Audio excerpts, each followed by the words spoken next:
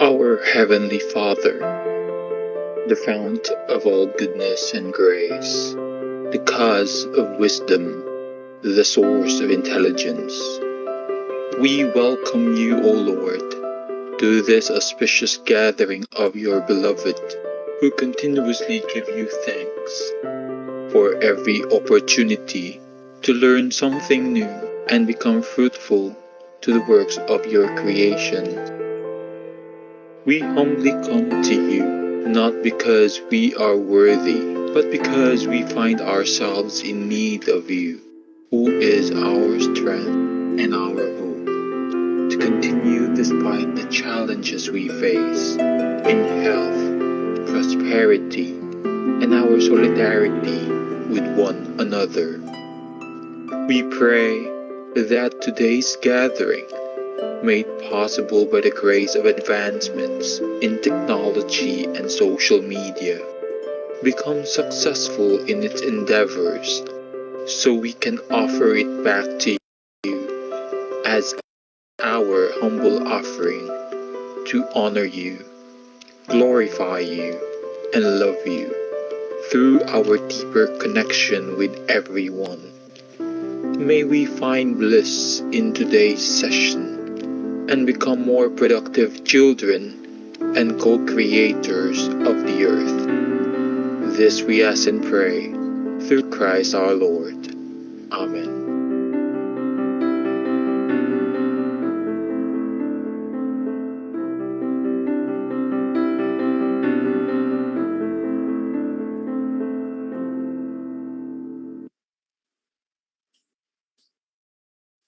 Good afternoon, everyone, and welcome to Bar Ops Pilipinas 2020-2021, the Best Bar Ever webinar lecture series. I'm Meg Reyes, a graduate of the Ateneo de Manila University School of Law, and I will be your host for today. Before anything else, allow me to acknowledge the presence of our esteemed deans from law schools all over the country, spearheaded by the current Philippine Association of Law Schools President, Dean Festin. Good afternoon, everyone. Good afternoon po. Also, present with us through Zoom are the speakers and moderators for today's event, as well as the staff of PALS, and of course, the team from Rex Education and Edu Campion. And last but definitely not the least, everyone who joined us today through Facebook Live. So, what is Bar Ops Pilipinas 2020-2021? This is an event by PALS in collaboration with Rex Education and Edu Campion. It will be a web lecture series which will run from August to October. It aims to prepare this year's bar takers for the best bar ever. This month's theme is all about mental preparedness. By September, we will be having Caso Discurso, which is a series of discussion by the law deans of the latest decisions rendered by the Supreme Court. And finally, on October is Octobar, which is a series of a webinar lecture that will tackle frequently asked topics on the 8 bar subjects. For today's event, we will be having a back-to-back program starting off with Tara, Kape tayo, to be followed by Anong Ginawa ko. Of course, this event would not be possible without the Philippine Association of Law Schools in collaboration with Rex Education and EduCampion. EduCampion is Rex Education's philosophy and invitation to everyone to join together to develop initiatives with the best interests of the Filipino learner in mind and in heart. Rex Education has been working and partnering with experts to create the roadmap for everyone to champion legal education. Learn more about our official partner for Bar Ops Pilipinas 2020-2021, the Best Bar Ever webinar series through this video.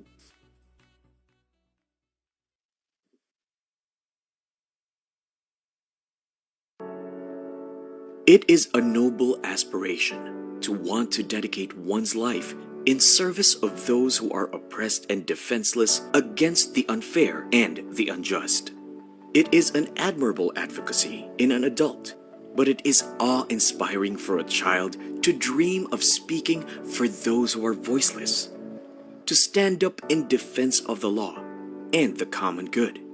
Because while every child dreams of a future, not every child is like you, who dreams of shifting society and changing the world. But life brings many possibilities. You may have chosen to push through the roadmap to your goal, or you may have changed your priorities, opted to explore, preferred to discover the world, or work on yourself first before moving towards your dream. Regardless, what's destined for you will always call you back. A dream deferred is not always a dream denied. Rex Education helps in building that dream every step of the way. For 7 decades, legal education has been at the heart of Rex Education, providing learners and practitioners with market-leading materials covering every discipline of law. Rex Education has become a standard in textbooks at every stage of a learner's journey, and it shows through the 70 years of being the most preferred by students, authors, professors, and thought leaders. Estudyante pa lang ako, 1990, yung mga professor, ang piniprescribe nila, yung mga law books, ang publisher, Rex Publishing. So, at that time na nagsulat ako ng book, so I decided to let Rex Publishing to publish my book. Bilang isang author ng law books, napaka-importante sa akin na yung mga librong sinulat ko accessible sa mga estudyante. Ang Rex Bookstore kasi napakaraming branches niyan eh. Hanggang Mindanao meron silang mga branches at napakarami nilang ahente na personal na pumupunta sa mga eskwelahan para may offer nung libro ko. Pati na rin yung mga libro ng mga ibang authors. So yun ang nakikita kong dahilan. Kaya ako, pati na yung mga ibang authors ng law books, nagtitiwala sa Rex Publishing. Rex materials helped me in reviewing for the bar exam. Most of the books that I used in law school were published by Rex, and I practically used the same old law books during the bar review, as they were complete and comprehensive. Being then a working student, it was financially hard to buy new books. Good thing, Rex offered these law books at an affordable price. Also, the books published by Rex are known for their quality. The law books that I purchased from Rex and those that I borrowed from the school library, mostly published by Rex, became my strong armor, weapon, and constant companion as I hurdled the challenging life in law school. It is an honor to become part of Rex's family, and I am proud and happy to be with the best publisher in legal education.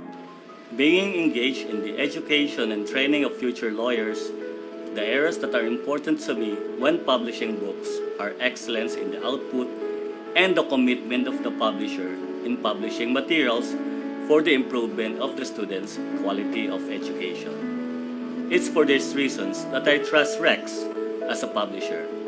With its more than 70 years of commitment to advance the quality of education of Filipino students, I am at ease in partnering with an institution who has the same level of desire for excellence as I do. From my years of partnering with Rex, I've experienced nothing but immense support, especially in working towards publishing books that are correct and precise. So in this regard, I trust the learning materials that are published by Rex because of its rigorous process, not only in proofreading but also in ensuring quality.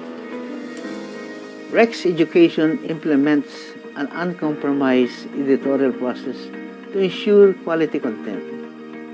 In fact, Rex Education Law books have received numerous book centenary awards by the Supreme Court. Because legal education is continuously evolving, Rex Education continuously innovates in legal education. There have been challenges, but Filipinos have always risen above, and we are thankful for the support. Rex Education's legacy in championing lifelong learning continues despite the changes in the landscape of legal education. And because we recognize those changes, Rex Education is able to provide the appropriate solutions. Rex Education digital products and online platforms made our learning materials more accessible to the learners, which enable them to have a better grasp of their dreams of becoming a lawyer. For you, who's taking the leap, Rex Education has prelex in preparation for law school admission exam.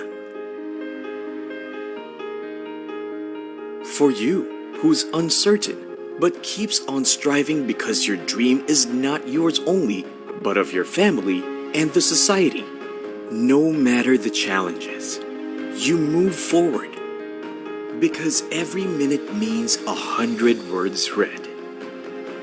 Rex Education has reliable textbooks and codals that you can depend on in your study of law.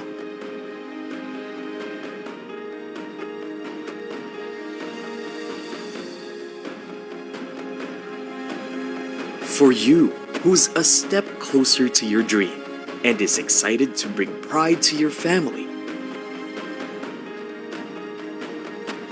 Rex Education has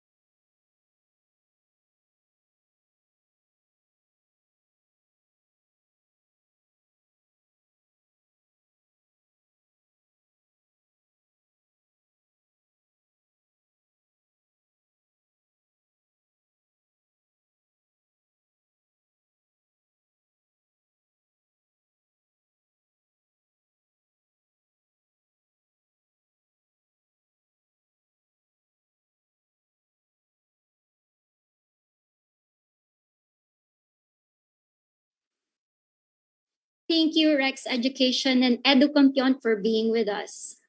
To kick off the webinar lecture series, we now officially open it with Tara, Kape tayo. I hope everyone is enjoying their afternoon cup of coffee as we listen to the introduction and words of encouragement from the Philippine Association of Law Schools, spearheaded by the PALS president. To give the welcoming remarks and words of encouragement for the bar takers, may I introduce to you our speaker. He obtained his Bachelor of Laws and Master of Laws in San Sebastian College, Recoletos, and was conferred with Bene Emeritus. He is currently the Dean of the Polytechnic University of the Philippines College of Law and the Bar Review Director of the same institution. He is a shareholder of the Chief Justice Panganiban Professorial Chair on Liberty and Prosperity. He is a senior partner at Padilla, Villanueva, Festin, and Garcia Law Offices, a former president of the IBP Manila chapter and the former Secretary General of PALS. He authored several books on criminal law, special penal laws, special proceeding, and alternative dispute resolution. A bar review lecturer, MCLE lecturer, and a professor of law. Everyone, the Philippine Association of Law Schools President, Dean Jamie Lito L. Festin. Thank you very much, Meg. Good afternoon, everyone. Magandang hapon sa inyong lahat. Maayong hapon sa tanan. I hope everybody is safe and healthy. For the time being, let's have some coffee. Tara, magkape muna tayo while listening. So preparing for the bar exam is not an easy task.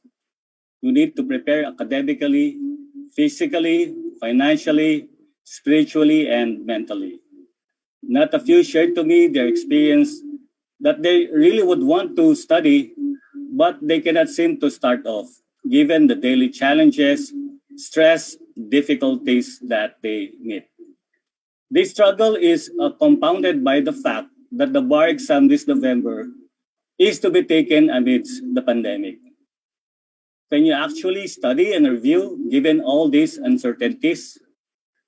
I don't know all the answers, but one thing I know, there will be bar takers who will be able to pass the bar exams and would become lawyers next year, despite all these difficulties. One can give you 100 reasons why you should not take the exam during this pandemic. Another one can say 100 reasons why you will fail in the bar exam if you take it during this pandemic.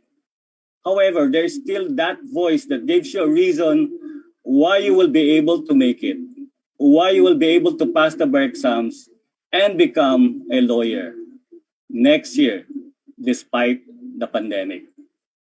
My question to you is, which voice will you choose? It is your choice. But asked about my honest opinion, my answer will be in the question form. Why can't you become a lawyer if you can become a lawyer? Why can't you if you can naman, di ba? So there will be those who will take the bar exams this November 2021, who will pass the bar exams. There will be new lawyers next year, 2022, amidst and despite the pandemic. The holding of this year's bar exams is an opportunity for would-be lawyers to finally realize that dream of becoming a full-fledged lawyers. It really caused a lot of anxiety and uncertainty for those who intended to take the bar since last year. Nakakainip o naipon na lahat sila, di ba? This chance you cannot afford to miss. It is now your time. You must convince your heart and your mind that this is now the opportunity to fulfill your dream. And that opportunity will be on November.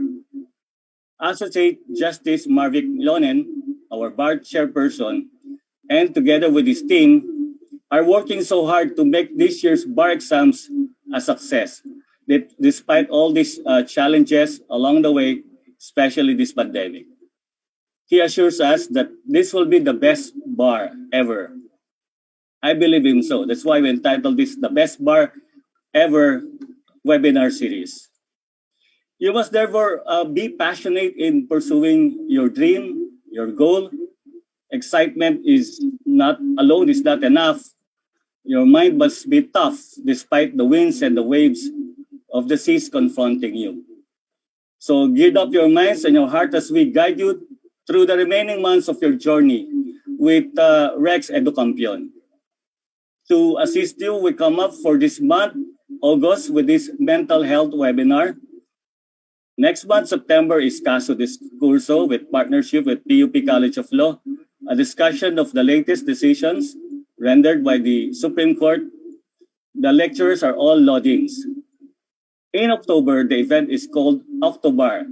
There will be lectures and questions and areas frequently asked in the bar exams. And these are all free every Monday.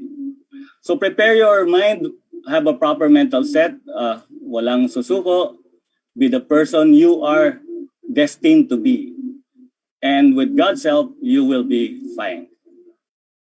So the first step in the preparation is to have a healthy mental attitude. This is applicable not only to those who are preparing to take the bar, but also to law students and those who will just enter law school this first semester. Hence, let me share to you lessons and principles that are personally meaningful in my life. I hope that this will be of help to you. 7 keys to maintain a proper mental health. Point number 1, lessons learned from our mistakes. Point number 2 is travel light, be a light. Point number 3, right words matter. Point number 4, choose the right attitude, think happy thoughts. And point number 5, realize the power of visualization. Point number 6, have faith, not doubt. Point number 7, cast all your burden to the Lord.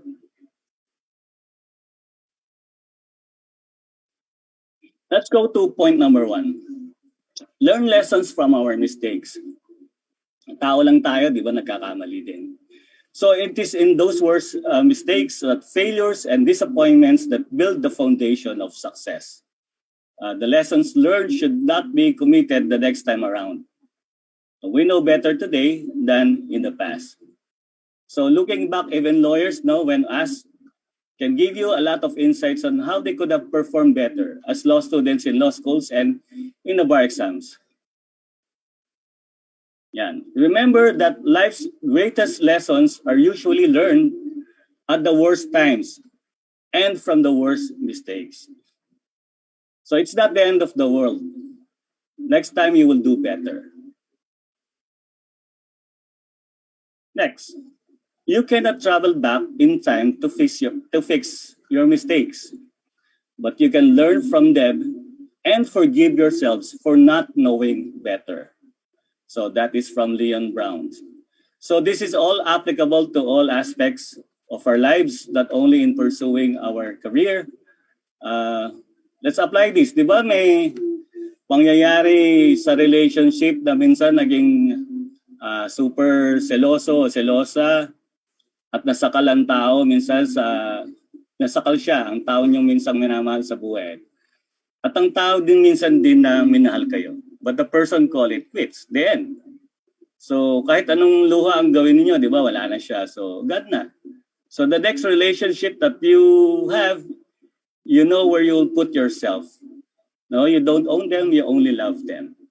So human beings are creatures of routine. Even the most spontaneous among us stick to a lot of routines and habits in life. For us, it is challenging to try different approaches to the problems in our life. So if you want different results, what you're getting, you have to try different approaches. The things you did yesterday have brought you to life you have today. So if you want to something different, you have to do something different today to create a different life tomorrow. There's no other way to get there.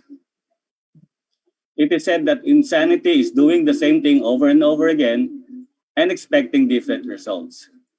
So what kind of result are you looking for in your life? Nung araw, sinasabihan tayo ng ating mga magulang, ayan, hindi ka kasi nakikinig sa amin ng tatay mo.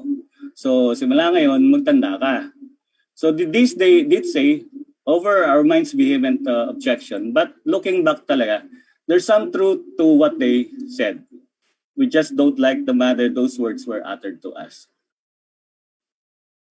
Point number 2, travel light. Be a light. So, nakita nyo between those two pictures. So, look at the baggage of the first picture. The second one, dami niyang bagahe, di ba?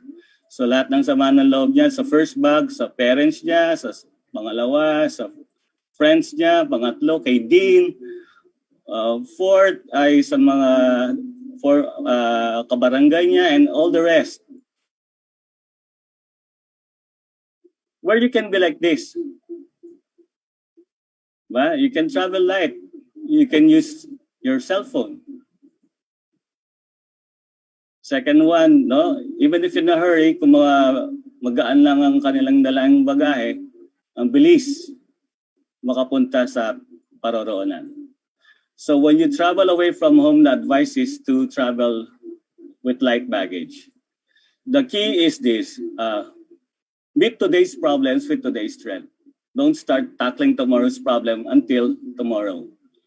You do not have tomorrow's strength. You simply have enough today. So this is from Max Lucado, Traveling Light, releasing the burdens you were never intended to bear. He further said that anxiety splits our energy between today's priorities and tomorrow's problems. Part of our mind is on the now. The rest is on the not yet. The result is half-minded living. So carry only what you can carry for today. Jesus said, so don't worry about tomorrow, for tomorrow will bring its own worries. Today's trouble is enough for today. That's in Matthew 6:24. Also, if you wish to travel far and fast, travel light. Take off all your envies, jealousies, forgiveness, selfishness, and fears. Yon. So get rid of the negative attitudes we have. You cannot go on in life bearing that same yung sama ng loob sa inyong loved ones, friends, parents. Those baggages at one point will wear you off, as shown in the pictures. Okay? Magpatawad tayo sa puso natin sa mga taong nasaktan ang ating damdamin. Lalim na. Mary Morris said, excess baggage is a symptom of something we are missing on the inside. A fear that we won't be accepted for what we are, as if ourselves are not enough. We bring too much of our past experience, the clutter of our emotions. These things get in the way and keep us from getting close to others. Then we are left with the task of having to find someone else to carry it, whether it is our baggage or our own loneliness. You cannot find somebody, tapos ibigay mo lang yung baggage or your loneliness. So travel light, live light, and spread the light. And be a light. Let your light shine. So let other people see your inner peace and reach out to others who are fearful. Be a light to others who are discouraged and give them a sense of hope. Lend a hand, spread the light that is in you to the community where you belong. Be a light to others. Point number 3, right words matter. Language matters. So they say that words can speak volumes about your character. Be wise when you choose them. Mind your thoughts. With every person, you form an impression of yourself. If you wish to know a person more, just listen to their words carefully. Makikilala niyo sila. Now, di ba may saying that sticks and stones may break my bones, but words can never hurt me. Yung defense mechanism natin, your words cannot hurt me, but sticks and stones may break my bones, but never your words. We did want others to know how hurtful the words truly were. However, no, the belief that physical injury is more painful than psychological or emotional injury is not necessarily true. Meron sa amin sa psychology, psychology major din ako sa UST. So, psychosomatic yung term. Ang sakit sa katawan ay galing sa pag-iisip. Wala namang makita ang doktor. So scientific studies actually show that positive and negative words not only affect us on a deep psychological level, but they have a significant impact on the outcome of our lives. Yan. Wow, ang sakit mo magsalita. So your words hurt me. So in the neuroscience experiment, ang tanong is, do words hurt? Maria Richer and the collaborating scientists monitored subjects' brain responses to auditory and imagined negative words. And during this process, they discovered painful or negative words increase implicit processing or IMP with a subgenual anterior cingulate cortex, SACC.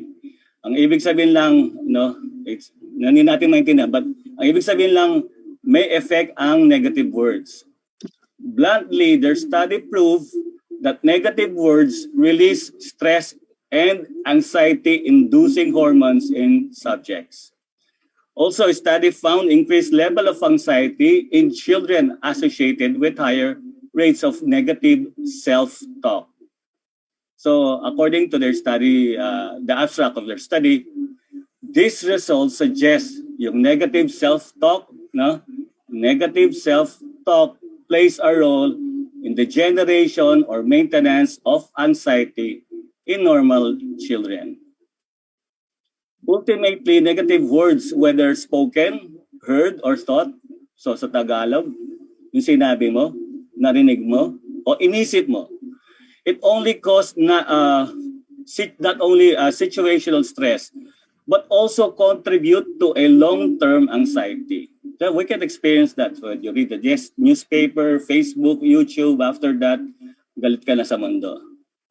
Naturally, the recognition that holding negative thoughts in our mind is enough to induce stress and anxiety hormones. So, minsan, kailangan lumayo tayo sa taong nega, di ba? Welcome, magiging ganun na rin ang ugali natin. So, ingat lang. Now, on the other hand, we beg the question, what effect do positive thoughts have?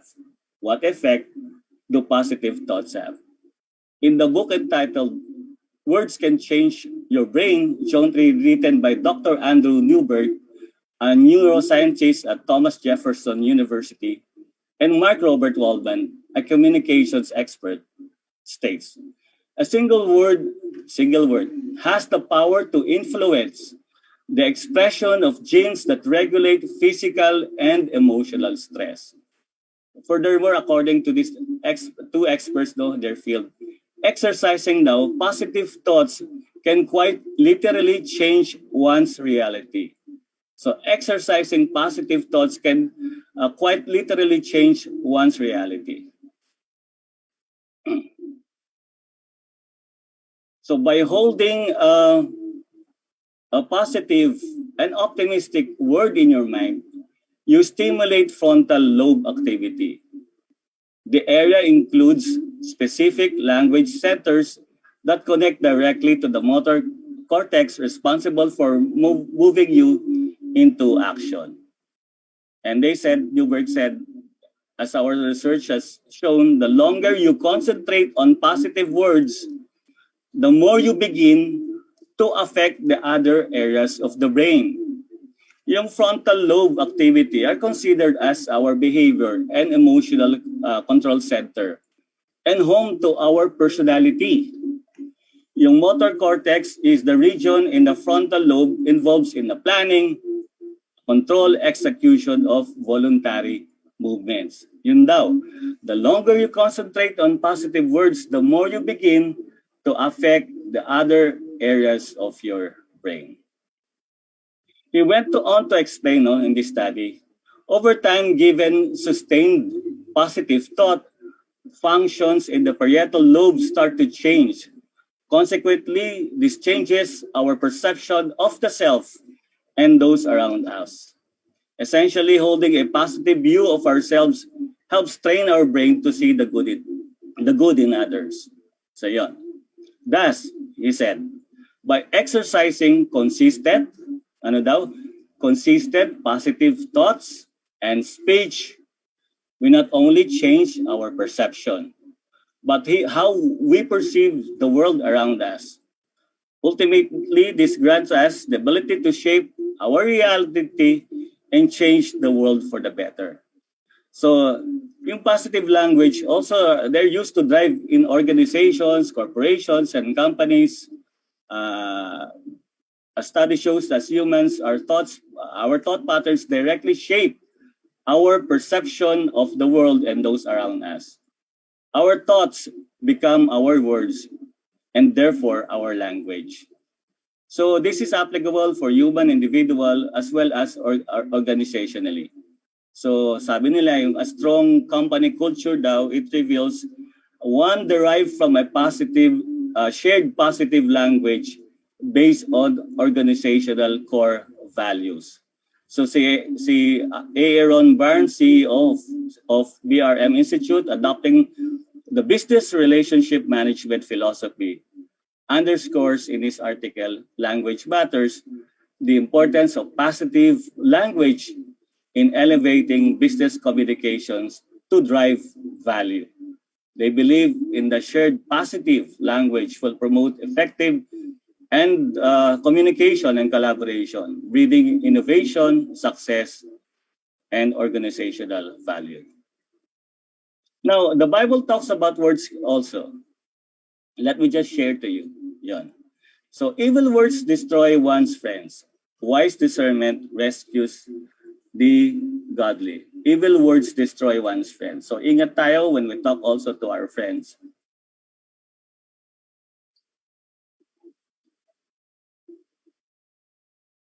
Also, it is foolish to belittle a neighbor. So, huwag tayong mainggit sa ating mga kapitbahay. A person with good sense remain silent. A gentle answer turns away wrath, but hard words stir up anger. So, doon po sa mga sumusuporta sa ating mga barista, no? Siyempre, mainit ang ulo niyan. Just be careful, no? A gentle answer turns away wrath. This is also applicable to yung boyfriend, girlfriend, and even for two spouses.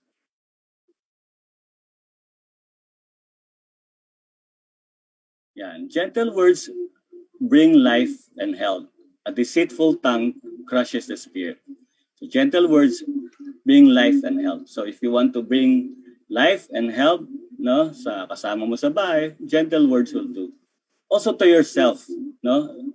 So if you're suffering from stress, you need to be gentle also to yourself. Kind words are like honey, sweet to the soul and healthy for the body. A person's words can be a life-giving water. Words of true wisdom are as refreshing as a bubbling brook. It's like a water brook. It's like a water stream, peaceful, relaxing water. It suits your soul. Words satisfy the soul as food satisfies the stomach. The right words on a person's lip brings satisfaction. Wise speech is rarer and more valuable than gold and rubies.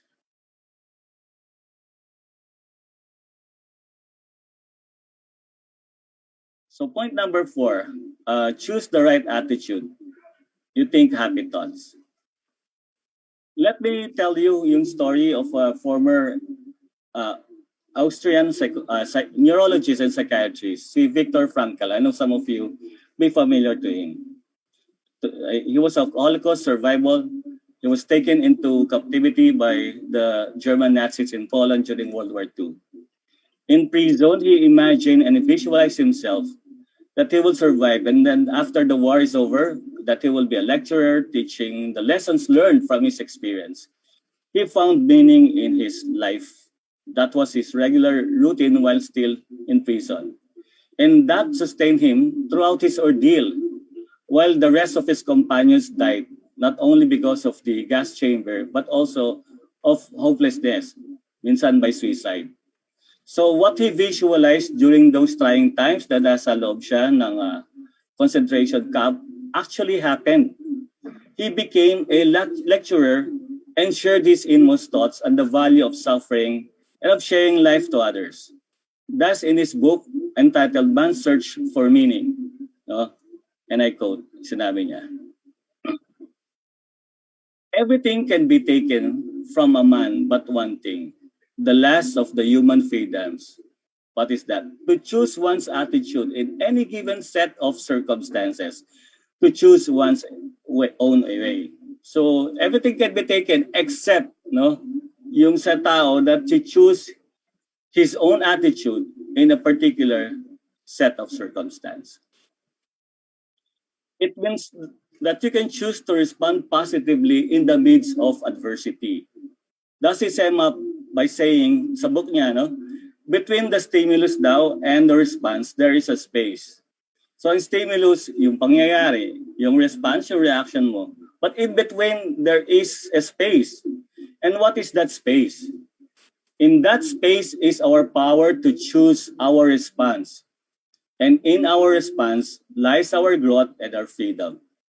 This power to choose our reaction or response is innate to human beings. Also, Mr. Frankel shared his thoughts on the importance of attitude. Yan. Ano daw yun? Let me just share it to you. The longer I live, the more I realize the impact of attitude on life. Attitude to me is more important than facts.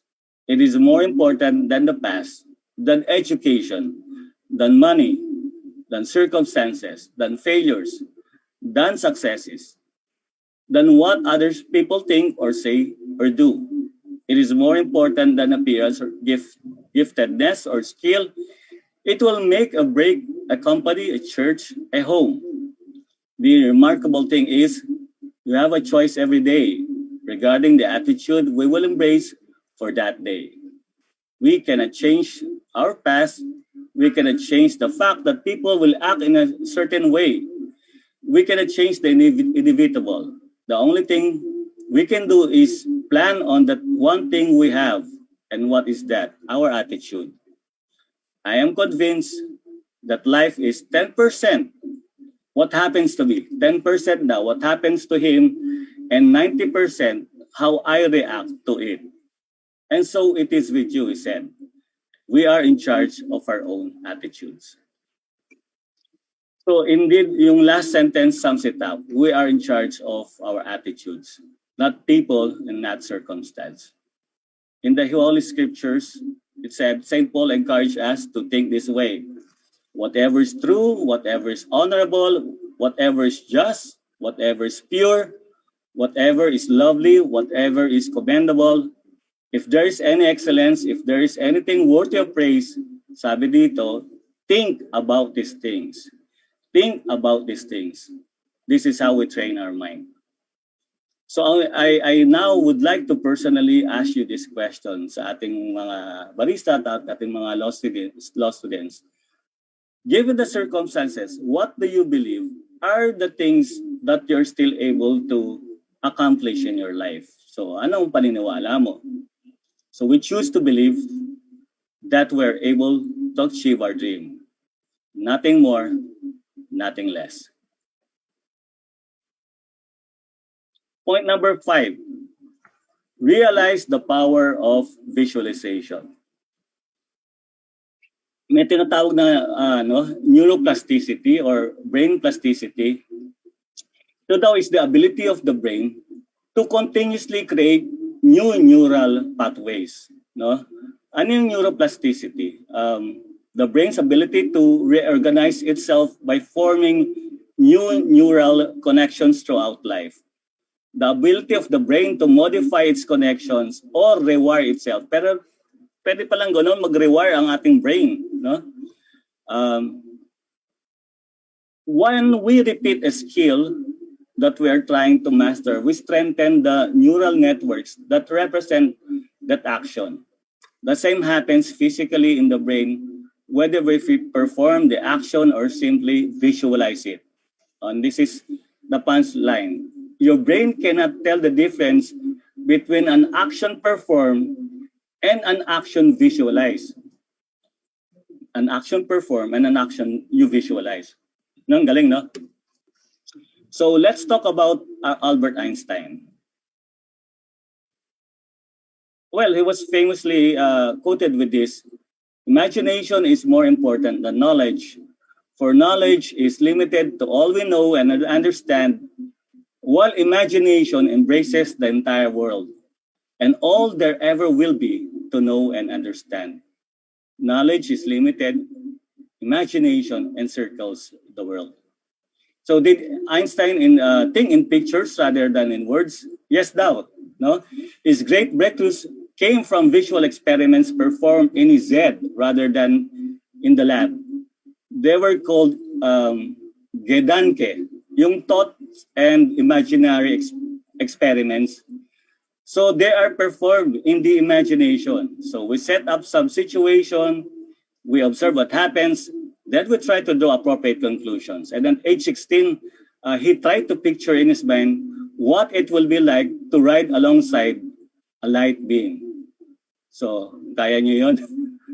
Second point, sinabi niya, logic will get you from A to B. Imagination will take you everywhere. Logic will get you from A to B. Imagination will take you everywhere. It defies logic, no? So you may be a logical type of a person, but if you cannot see and imagine yourself as a lawyer arguing before a judge, defending or prosecuting, or even rendering a decision like a judge, then you have a problem. If you cannot see the light at the end of the tunnel, then there lies a big question mark. So take time to add visualization as part of your rehearsals of anything you're trying to master. So isama niyo yan, no? Sa walang masama mangarap. So try to imagine yourself inside the bar examination room. In a situation where you encounter a difficult question. Imagine niyo magkakaroon talaga ng mahirap na tanong doon. But imagine how well you will react. You are already choosing your right attitude between yung stimulus and the response based on the theory kanina ni Viktor Frankl, which we discussed, diba? So you see yourself composed, no? Chill lang and not seeing yourself as panicking. That will lead you to a mental block. So isipin nyo lang mentally, relax lang, coffee kayo, break in your mind, and take a second look. The power of imagination. We typically associate imagination with artistic, creativity, or technological innovation. But it is a critical mindset that can influence every aspect of our lives. Imagination represents the potential that we all have to expand on our abilities to use our hearts and minds in visualizing our lives differently from how they currently are. Okay, malapit na tayong matapos. Point number 6, have faith, not doubt. What is faith? Sa Merriam Dictionary defines faith as belief and trust and loyalty to God, a firm belief in something for which there is no proof or complete trust, something that is believed especially with strong conviction. But the Holy Scripture states and defines what faith is. Yan. Now, faith is the substance of things we hope for, the evidence of things not seen, the evidence of things not yet seen. Faith is not a wishful thinking. No, it is not a wish upon the star. It has a substance. It is an evidence of things not seen or not yet seen. Tingnan nyo, in another translation, no, faith assures us of things we expect and convinces us of the existence of things we cannot see. So how would you know that you will become a lawyer? It's faith. No, it convinces us of the existence of things we cannot yet see.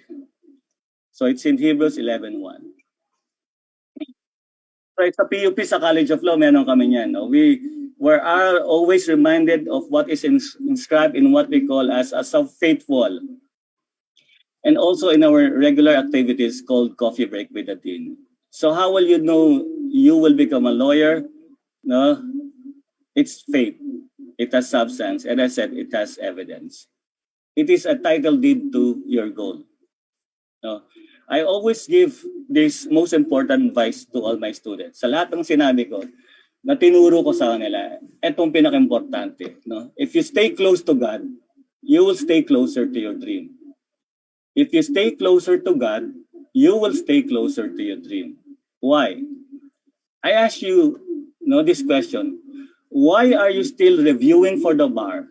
And for some, studying law despite this COVID pandemic? And all the other challenges you are facing. For reviewees, yung finances nyo, the fear of the uncertainty of the situation. And for law students, naghihirap kayo sa recitation, exam, case digest, coupled with personal and family problems. It is easy naman just to quit and give up. That will end the misery. But that will also end of your dream too. So, I repeat this question. Why are you still reviewing for the bar? Or for others, why are you still in law school? Bakit nandito kayo at pilit pang nakikinig? So, simple lang. Because the dream is divinely inspired. God planted that dream in your hearts. It is burning with passion that you cannot turn your back on. And where you can simply quit and not take the bar or continue in law. If that dream, therefore, is from above, He will give you all the resources, provisions that you need if you allow Him. So don't forget Him in this journey and fight for the dream that He planted in your hearts. Of course, that don't just dream, work hard to reach that dream with faith in your hearts. No, I hope, guys, that you get what I'm trying to drive at. Now he said, in the Bible, Ephesians 3:20, now to Him who is able, to God who is able to do immeasurably more than all that we ask or imagine, according to His power that is at work within us. So it's not only asking. God can give you what do you imagine. So most of the time we only ask, but we don't imagine. If we imagine, God will give that to us according to the power that is working with us. Okay, the last point. Point number 7. Cast your burden to the Lord. So, kung lahat nagawa mo na, when you have done everything but you feel short of your goal or target, leave everything into His hands. Bigay mo sa lahat. And don't be harsh on yourself. Also, when you are reviewing and taking the bar exams, we leave all our worries about our families, our parents, and loved ones. So we are not God that we can always watch them, and monitor them every time and every minute. And while we are pursuing that dream that God planted in our hearts, we leave those people close to our hearts in the hands of God, in His love and care. So remember, the song originally released by Basil Valdez and Gary V. It has its own version. Bring all your burden and cares to the Lord. Yan. So sabi niya, come to me all who labor and are heavily laden, and I will give you rest. Take my yoke upon you and learn from me, for I am gentle and lowly in heart, and you will find rest for your souls. For my yoke is easy and my burden is light. So you will see the character of God here. So He's gentle and lowly, and you will find rest for your souls. If you are confused, if you are panicking already, if you want to have rest, then go to God. Then you will find rest for your souls. For His burden is light and His yoke is easy. And this is my, I think, my last slide. Cast your burden on the Lord and He will sustain you. Remember that. No, Psalms 55:22. Cast your burden on the Lord and He will sustain you. So God cares for you and He knows your hearts. So he how you long to reach that dream, God watches over you. So when you are confused and don't know what to do, no, what do you do? So cast your burden to the Lord and He will sustain you. When you're fearful and lonely and have doubts in yourself and don't know what to do, what do you do? Cast your burden to Him. When your finances are low and are problems, you have problems also with your relationship and don't know what to do, what do you do? Cast your burden to Him, for He will sustain you. So don't forget God in your journey. Allow Him to guide you by giving your life to His loving arms. So before we end, recall lang natin 7 points. No? Number 1, learn lessons from our mistakes. Number 2, travel light, be a light. Number 3, right words or language matters. Then number 4, choose the right attitude, think happy thoughts. Number 5, realize the power of visualization. Number 6, have faith, not doubt. Number 7, cast your burden to the Lord. So paalala po lang sa mga magulang, kapatid, kamag-anak, mga mahal sa buhay ng mga ating barista, gayon din sa mga mag-aaral ng batas na mahalin po natin sila ng lubos. Sa pagkakataon nito ay sila ay sasabak sa malaking pagsubok. So kung mahal niyo siya, mahalan din po natin ang munting pangarap nila sa puso nila. Take time to encourage and support them. Treat them nicely. Say encouraging words to them. Give them your unconditional love. Let's work together to assist them in our own way. Sa inyo po, Tara. So, copy din po tayo. Thank you very much and God bless everyone. Thank you din, Jim. Salamat po for the words of encouragement for the bar takers. Indeed, the struggle is real for us bar takers during this pandemic. We needed those 7 points more than ever. Fellow bar takers, we can do this. We are in charge of our attitudes. And to quote Dean Jim, with God's help, we will be fine. Before we proceed with the next event, we have a short icebreaker to check up on our viewers for today. To help me with the checkup is Miss Abby from PUP College of Law. To our viewers, how are you feeling right now? Please feel free to answer or comment and let us know how you feel. Alright! Hello! Magandang hapon naman po sa ating lahat. Hindi po ba kayo inaantok? Kasi ako, hindi pa ako inaantok. Nakaisang kape na ako kaninang umaga. Mamaya sigurong hapon, mag-iisa pa ako. Mga 1 dosena. So I hope you're not yet sleepy. So our link for the Mentimeter will be pinned on the comment section down below by our technical committee. Ayan. So now if you can see it, all you have to do is to click on that Mentimeter link and then answer the question, how are you feeling right now? And allow me to just share. Tingnan nga natin if your answers are already coming in. Ayan, yung mga sumasagot na ba? Come on, keep it coming. I understand na medyo delay sa Facebook, but it's fine. We will wait for you. Ayan! Ang unang-unang lumabas, inspired. Sino kaya sumagat ng inspired dyan? Yung iba naman anxious, yung iba bored, tired. To be honest, what I'm feeling right now, kasi if you click on the link, tatanungin yan, the 3 top feelings that you are feeling right now. So the top 3 feelings that I'm feeling right now, number 1, I am feeling hyper. Number 2, I'm feeling excited for the second part of the event, which will be the coffee table interview with the 3 law school deans. And of course, I am hungry. Ayan. So we have more answers. We have enlightened. We have grateful. We have blessed. Ayan. And while answers are coming in, can you tell us a little bit why you're feeling that way? Ba't naman kayo na-excite? Or ba't naman kayo nagiging feeling happy? Ayan. Meron bang may mga nakikita ako sa comment sections from Art. Sabi niya, gusto na niya mag-law. Promise? Final answer? Okay, sige, pwede. Go! Alright. Why are you feeling amazing? Or why are you feeling inspired? Keep it coming! Ayan, others are saying from Ate Nora or Miss Nora, she's saying, thank you, Dean. I feel strengthened to go on. And it's true with the words of encouragement or with the 7 points that came from Dean Festin. You really can't help but feel strengthened and feel assured that you have a community backing you up or helping you as you take the bar. Ayan. All right. So other comments are saying, excited because. So bakit kayo excited?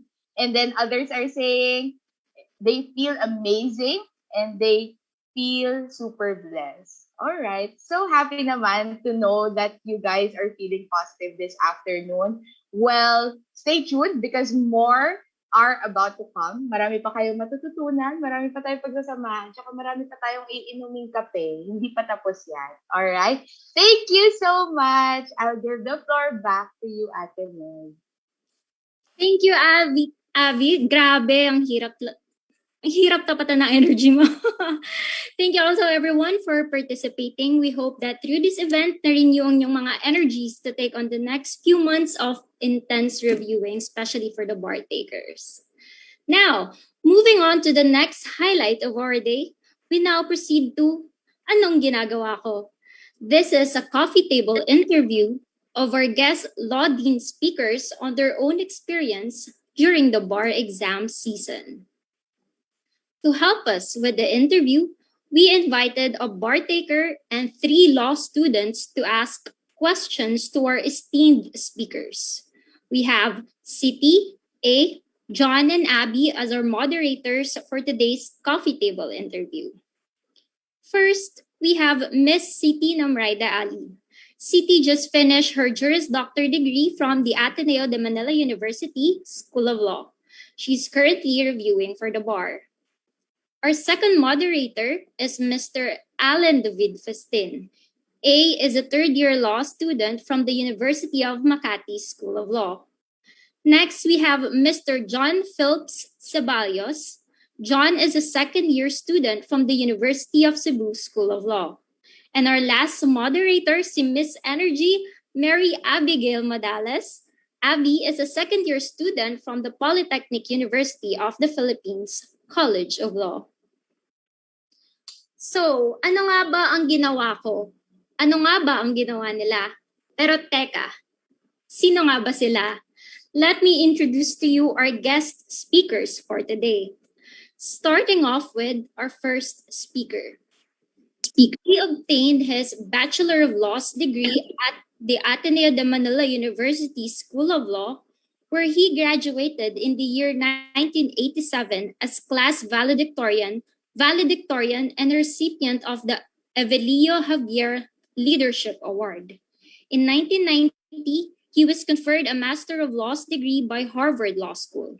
He joined Sisip Salazar Hernandez and Gatmaytan a month after the result of the 1987 bar examinations, where he ranked 10th out of all successful examinees.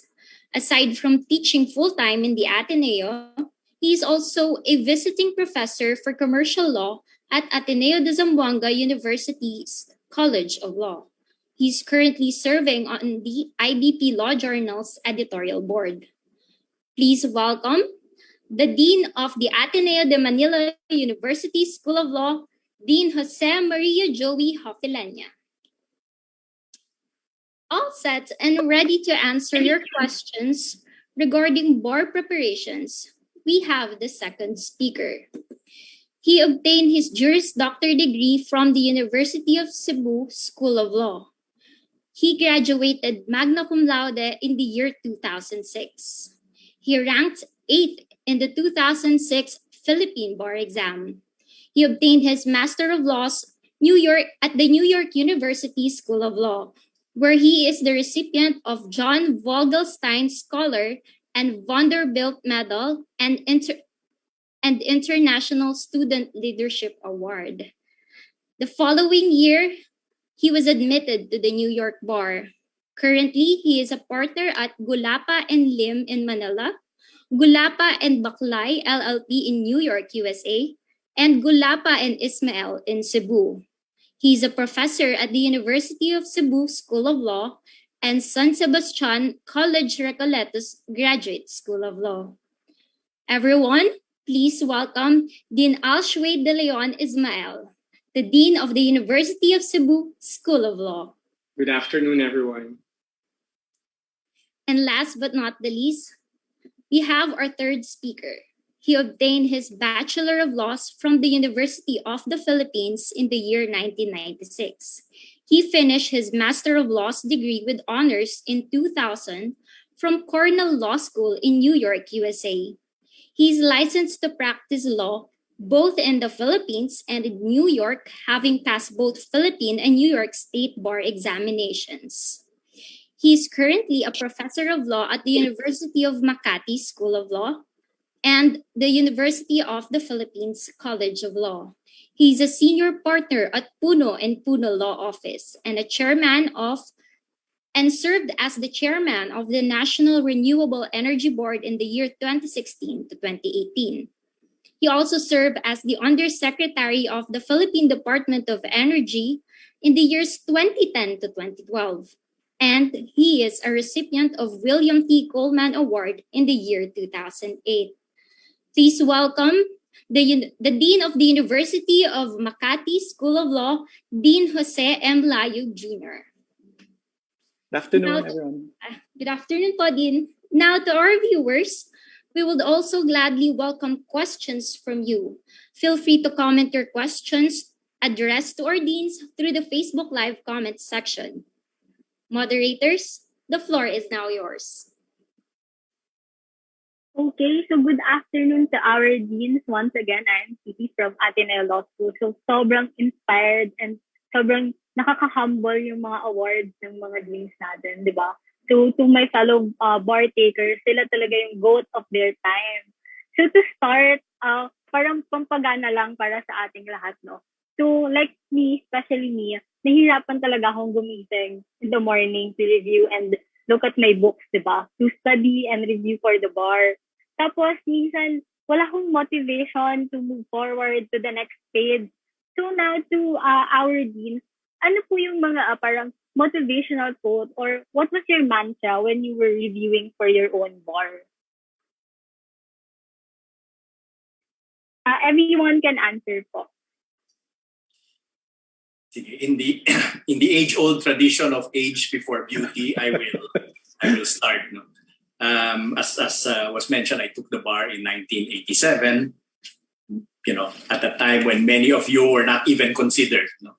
1987, I took the bar. The bar exams then were the same, meaning it was an exam after your 4 years of law school. You had to pass that hurdle. You know, same thing to qualify. But to the question, how what motivated? I think I'd probably just share two things. No? First is that my first was just my own personal thought that I have to pass. No? Parang I have to pass. Of course, the world doesn't end if you don't. No, you take it again. But parang ang starting point ko is I have to pass. And therefore, with that mindset, sabi ko, yun talaga. I have to study. I have to prepare. I have to do that. The second one is knowing me. I can will myself to study, but I can also will myself to eat and sleep. Or watch television or something. So, what helped me at certain point in time was, I think, it's probably a month or so before the bar exams. Yung study group ko from law school, there were 4 of us. So we gathered together, we decided, let's study together.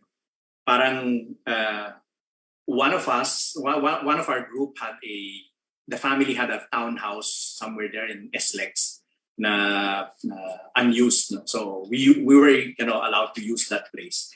That was our place where we got together. Pero each one studied on their own. Kasi may kanya-kanyang pace. But we were just there together. And our idea was, we're there together. At the end of the day, let's ask each other questions. So malaking ano na, when you're studying and you see the three others studying. So parang, nakakakonsensya din tumigil, no? Because all of them. So we sort of motivated each other, no, to study. So we kept that going essentially for that month, no, prior to the bar. So I guess yun muna ang share ko in that respect. I guess I'll go next. No? Yeah, I'll go next. Yeah. Since age was the barometer. My motivation actually was my parents, no? Because as little as 3 years old, no, they brainwashed me, to become a lawyer, and I wanted to make sure I'll pass. No? And my second motivation, of course, is I have to pass because I'm afraid that if I fail, I'm the only person among the friends who might fail. No? So, in other words, I was surrounded by really smart classmates. No? So I wanted to make sure, that I passed. No? But I guess in terms of concentration, nowadays there's so much distraction, especially the young ones, because you have all these social media platforms, right?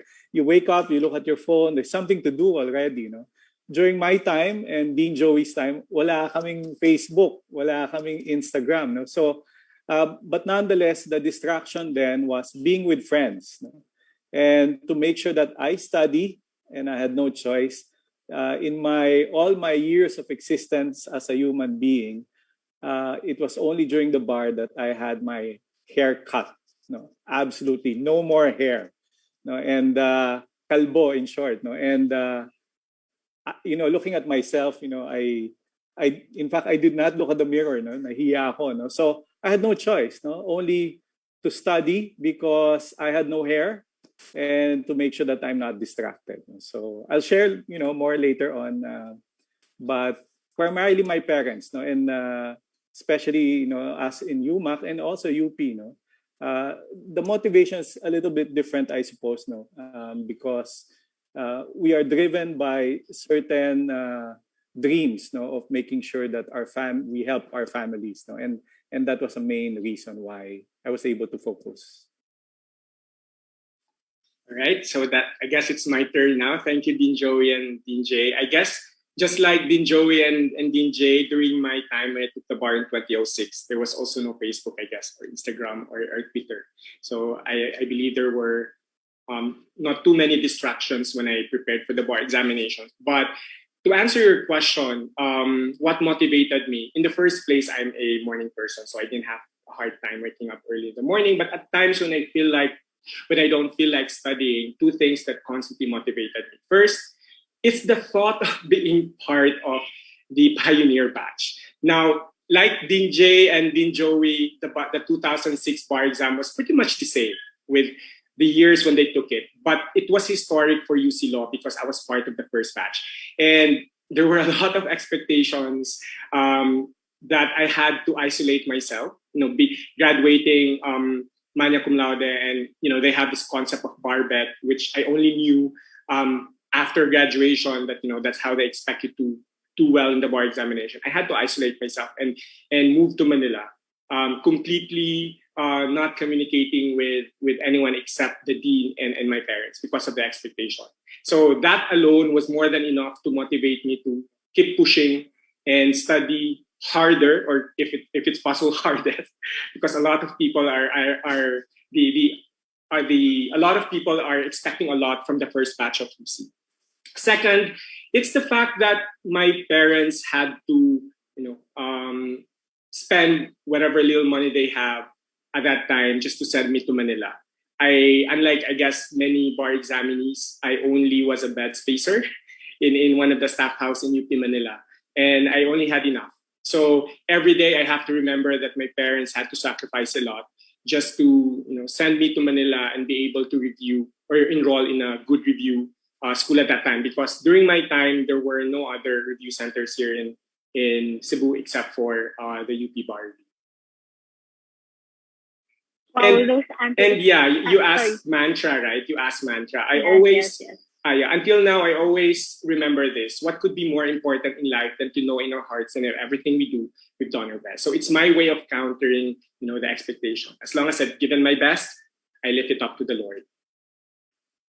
Wow. So for me naman po, coming from your words, I think my motivation now is all your successes po, Dean. Yung mga sinabi lang kanina, those were my motivations, of course, to pass the bar. And I'm sure after this webinar po, mag-aaral ako, promise.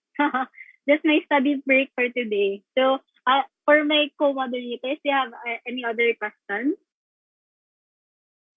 Hello, I'm Alan Festin. I'm from the University of Makati School of Law. I would like to ask, everybody can answer the question, but can you tell us a bit about your mindset a day before the bar, 2 weeks in, and maybe a month or a month after the bar exam, and how did you control your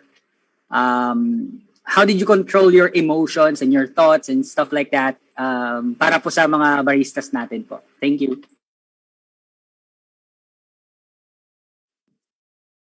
I guess we're following the sequence. Yes. But anyway, see guys, you asked about the day before. No? Again, let me tie it into our chosen routine, yung aking study group. No? That we'd study and then we would go to, sa Ateneo noon kami nag-review. So, yung days na gusto namin mag-attend ng review class, particular na we felt needed. So, pupunta kami, ganyan, and then we go back. Pero if it were a Saturday, Sunday ang bar exams, no? So sa Saturday, so punta kami sa school kasi may review class and then may mass, no? May mass Ateneo lagi ng 5 o'clock Saturday. So we would always end up attending mass 5 p.m.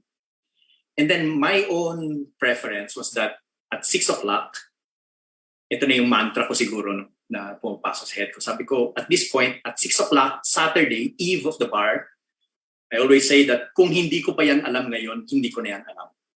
So at 6 o'clock, on the way from Ateneo to yung hotel kung saan kami nag-bar operations, na binilet, I didn't really study anymore, actually. I just relaxed.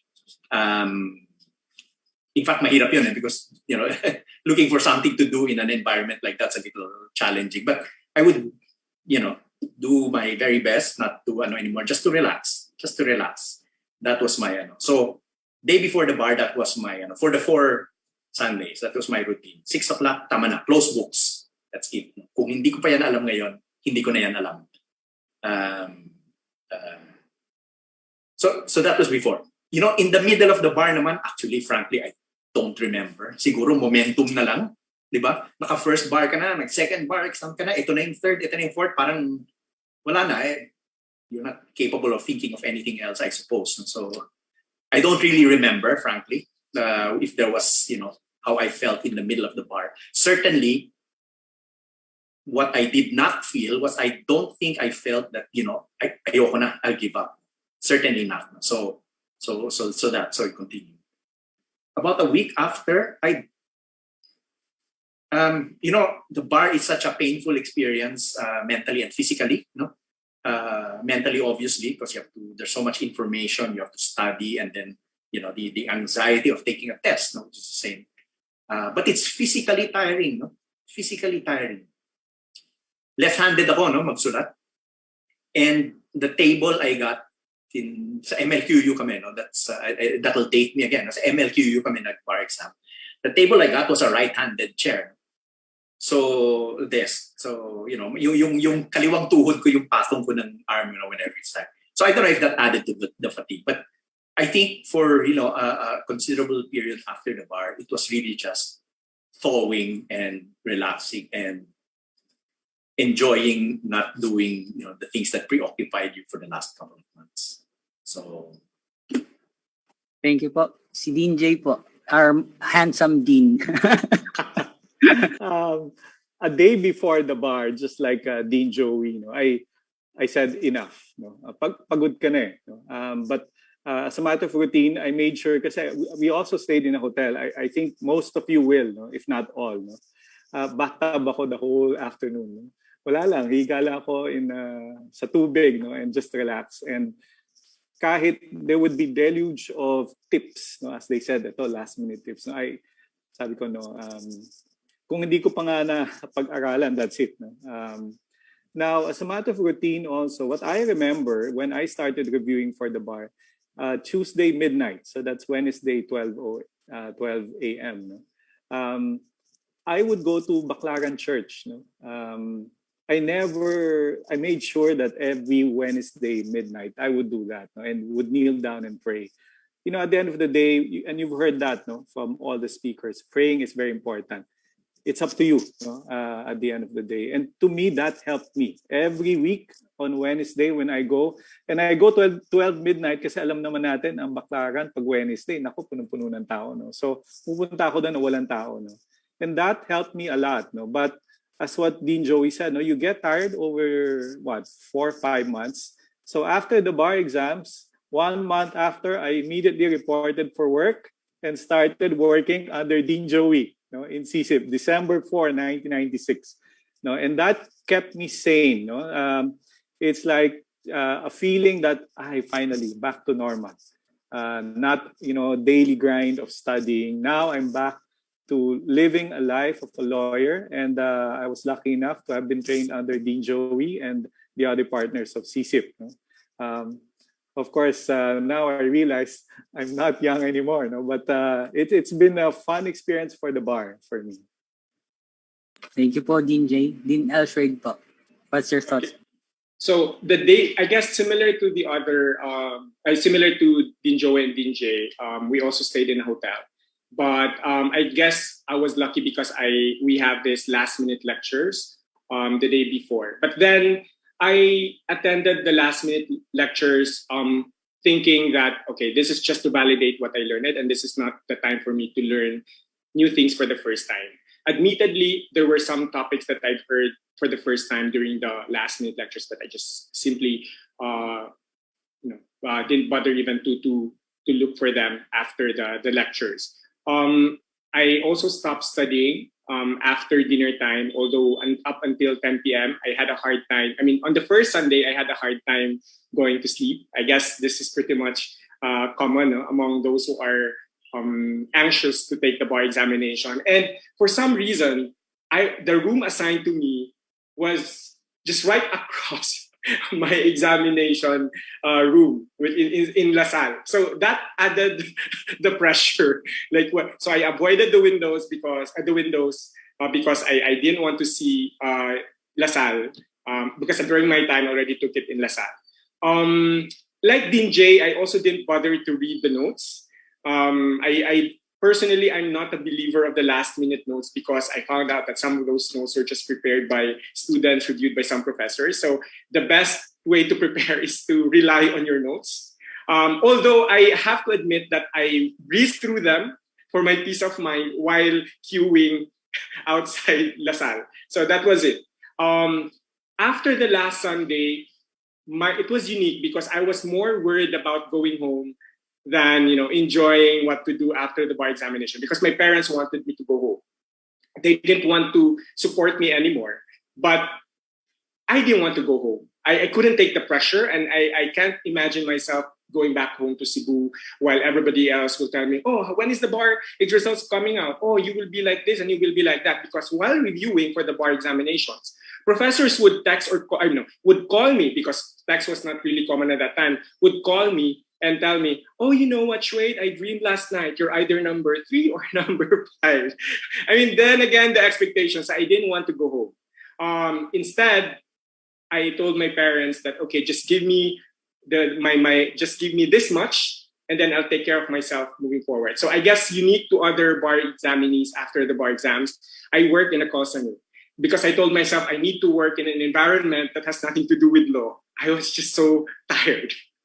I was just so tired of everything, of studying the law, of the expectations. So it was a reliever for me. It was a relief because I didn't have to worry about law. For a while, it helped me forget about the results. Not until December, when people were already talking about the possibility of the results being released in January or February. And that was the time when I started worrying.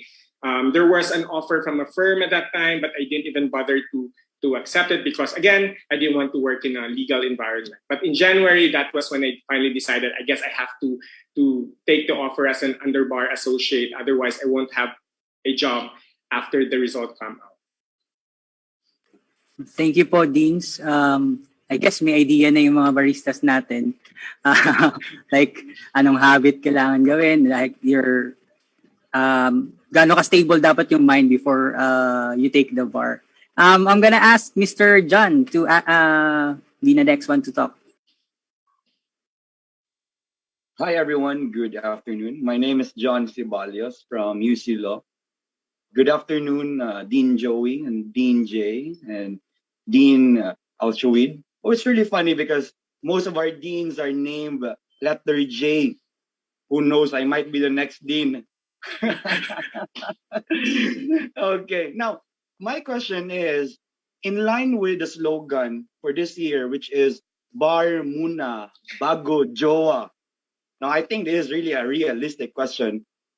What if you are in a relationship and your boyfriend or girlfriend breaks up with you because you no longer have time for him or her? How do you handle it, or how did you handle it? Let's start with Dean Ismael, then going to Dean Jay and then Dean Joey. Okay, I guess I was lucky because at that time when I was reviewing for the bar, I didn't have to deal with that kind of problem, John.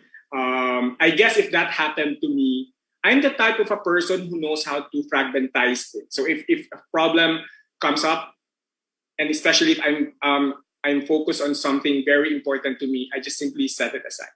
If it doesn't work, it doesn't work. So I'm that practical.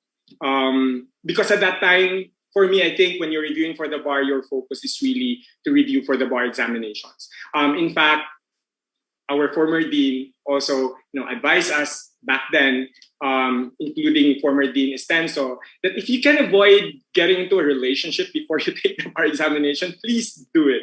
But if you're the type of a person who is inspired if you are in a relationship, then go ahead. But be ready for the consequences if ever you have, petty quarrels, because that's very normal. I guess when you're reviewing for the bar, you just really need to know what your priority is. Although relationship is also a priority, but I guess it's just a matter of diverting your attention, thinking of what's more important, and doing things that would make you busy aside from studying, or make you forget the other person. I don't know if I'm being too harsh. Okay, my turn. I think I have a different view about Jowa. It's funny that we call, our partners Jowa. Iba na talaga generation. I view it differently. In fact, I think Jowa is good during the bar. As long as you have a partner who understands and supports everything that you do. It's nice to have, at the end of the day, somebody you can text and say, I'm so tired. What are you doing? And then your Jowa will send a nice text, or will send food, especially nowadays. So Jowa probably is different. In my view, your Jowa can inspire you and make you feel good. Just choose the right Jowa at the end of the day. Somebody who's very understanding, not somebody who's very demanding. And then after the bar, then make it up to your Jowa. And I'm sure she'll be so happy. I'm sure you'll be doing everything that you want to do because you're all cooped up in the house. And love is important, I guess. To me, if you have a nice Jowa, keep your Jowa. Make sure he or she understands, and look forward to celebrating after the bar. Okay, not any different. I think it's hard to think of anything else other than that your person whom you have a relationship with should understand. Kasi parang kung hindi mo pa pinapaliwanag dun sa jowa mo na ay sandali, importante ito sa akin kasi hindi ako pwede mag-fail, I have to ganyan, then baka ikaw may problema, no? But hindi mo pinapaliwanag gaano ka importante yun. But for the yung karelasyon mo, I suppose, my assumption is that everyone who has a relationship with someone going for the bar should understand or should be made to understand just how important this is, no, for the present and the future. No? So in my book, yung whoever it is na jowa ko at the time should also have a bar muna bago joey. Usin muna natin. Yeah. Oh, thank you. But just a fast talk lang I think most of the baristas now, or most of the graduating students now, has this notion in mind. So bar muna bago jowa, but as Dean, is passing the bar an assurance that we will get a love life? Just fast talk, yes or no? Is passing the bar an assurance that we will surely get a love life? Dean Joey, no. Yes or no? No. Dean Jay? No. No? Dean Ismael? Definitely no. So, wala talaga. Is that the reason you're taking the bar? Who knows? I mean, someone might be. Bar para joke. I think for me, it's bar muna bago, or that person would also be like bar muna bago John. Such as like bar muna bago Joey. Oh, thank you. Well, just a quick question lang. I'll address this one to my Dean Al-Shwaid. Most of us heard that you were the Mr. Slimmer's World when you were taking the bar. But I'm not sure about what's the correct information about that. But we heard that you managed to stay in shape while preparing for the bar. Let's just put it that way. How did you stay in shape?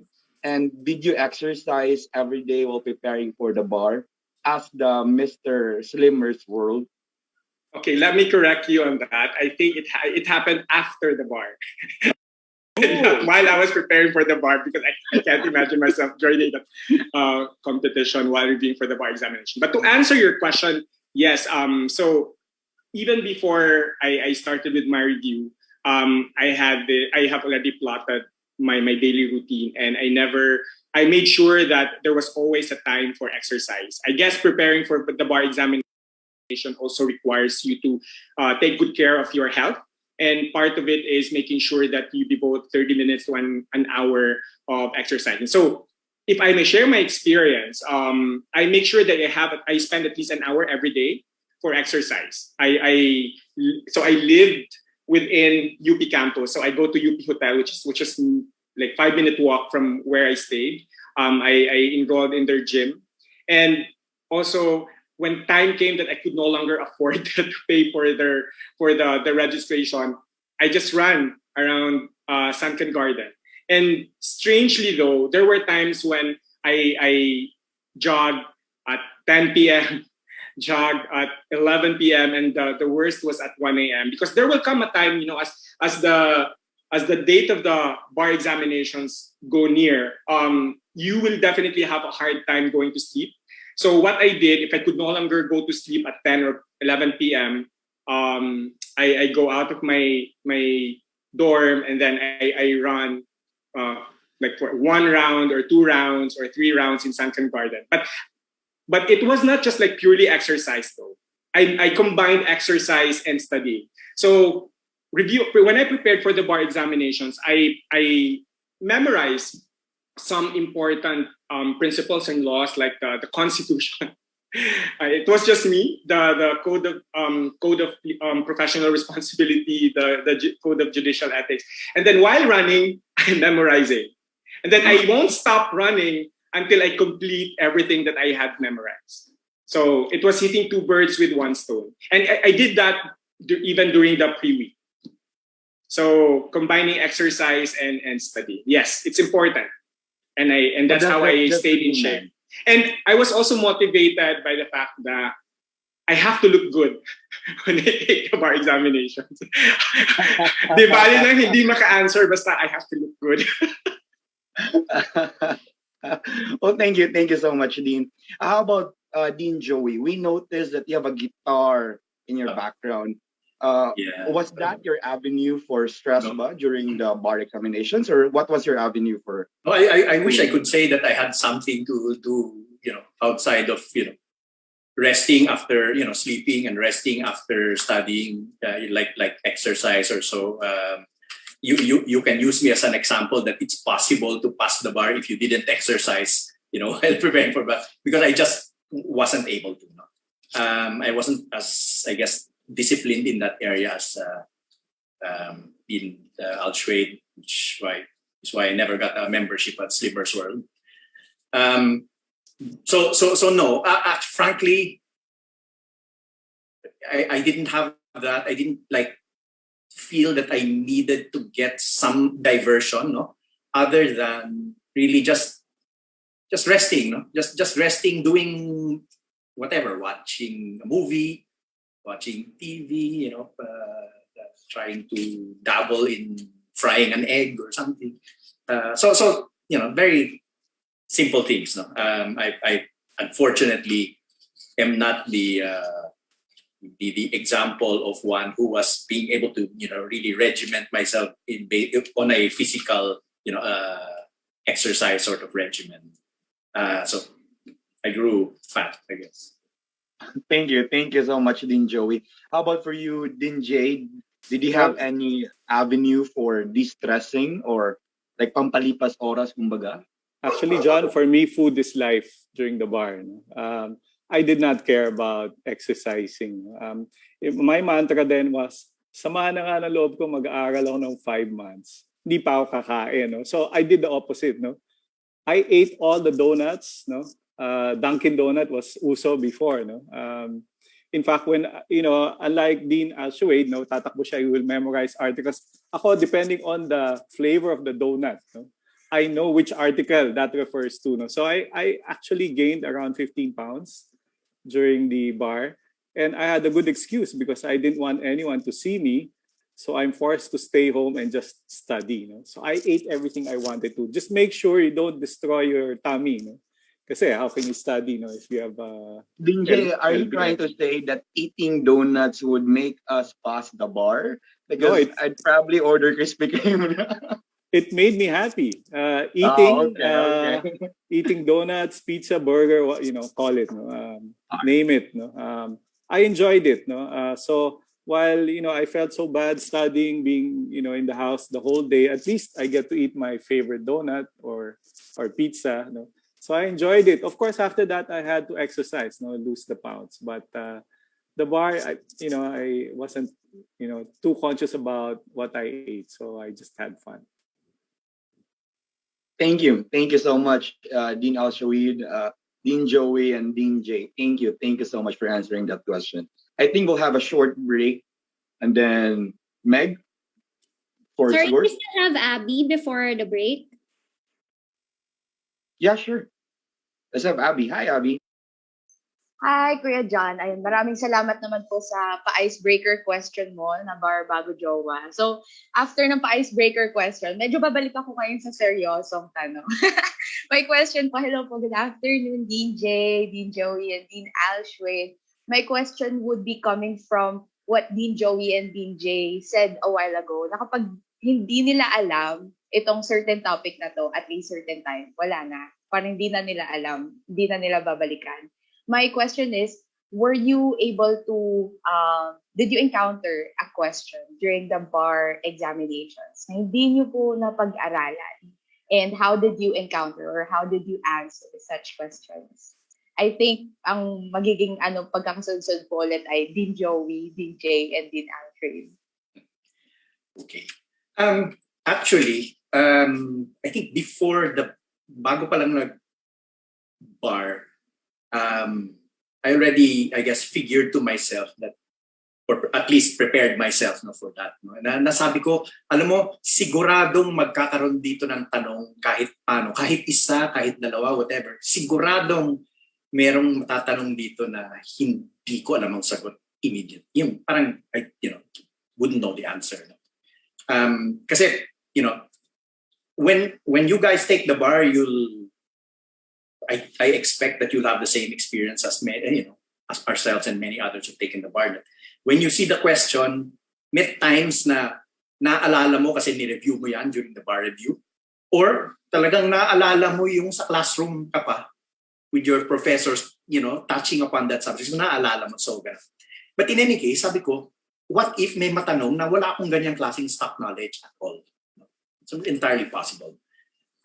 What I decided early on was that if I encounter that kind of situation, I will answer in such a way that yung examiner magigilting hindi ako gawing abogado.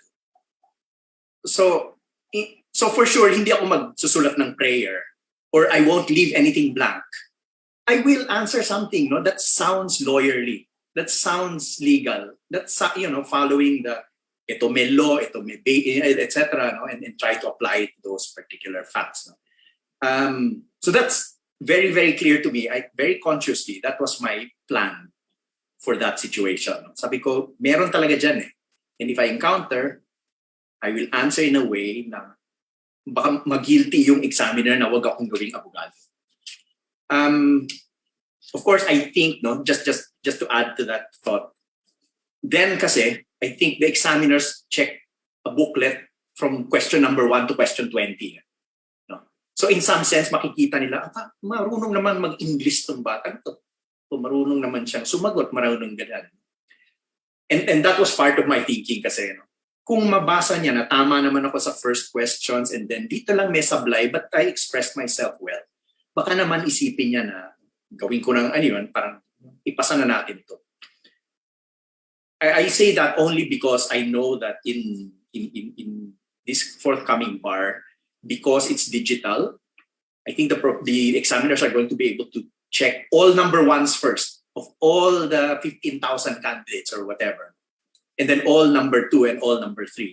So I don't know if necessarily my own strategy will be as effective overall, but I still think it's a good, wala ka nang magawa, huwag ka mag-blanco, huwag kang mag-invento ng dasal o ng poetry or whatever. But answer in a way that shows na you deserve to pass. Thank you po for the clarification on that, Joey. Kasi baka ang gawin po ng mga barista natin, ang isagot, pagmamahal. Kasi walang magkakamali sa pagmamahal. So hindi ganon. Dapat you will display that you understood the topic and that you're able to express yourself well.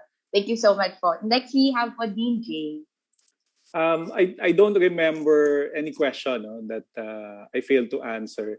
Of course, that does not mean that I answered everything well. But just like Dean Joey, what I did during the bar review, nag-memorize ako. Actually, during our time, we had this debate whether the style of Ateneo versus the style of UP is a better style of studying. Ateneo back then was memorizing a lot, and we all felt that maybe we should memorize. So if I don't know the answer to a question, I will cite a particular provision, and probably that helped, because I passed the bar. But one of the things I made sure I did not do after taking the exam is talk to people about the questions asked. Because I don't want to feel bad, for sure. Besides, they can say whatever they want. For all we know, baka naman mali sagot niya, di ba? Kaya pinasama mo lang loob ko. So that's a habit that I did. After Sunday, I don't talk to anyone. I don't talk about, nasagutan mo ba yun? So it didn't make me feel bad. And therefore, right now, I don't remember if I answered all the questions in my bar. And it's okay because anyway, I passed the bar. So memorization to me is still very important, even under the current, bar taking process. But I think let's not underestimate the power of memory, especially when we talk about caudals. Especially when I remember when I'm so tired for the week studying, I drop the book and I just look at my caudals. Paulit-ulit while eating my donut.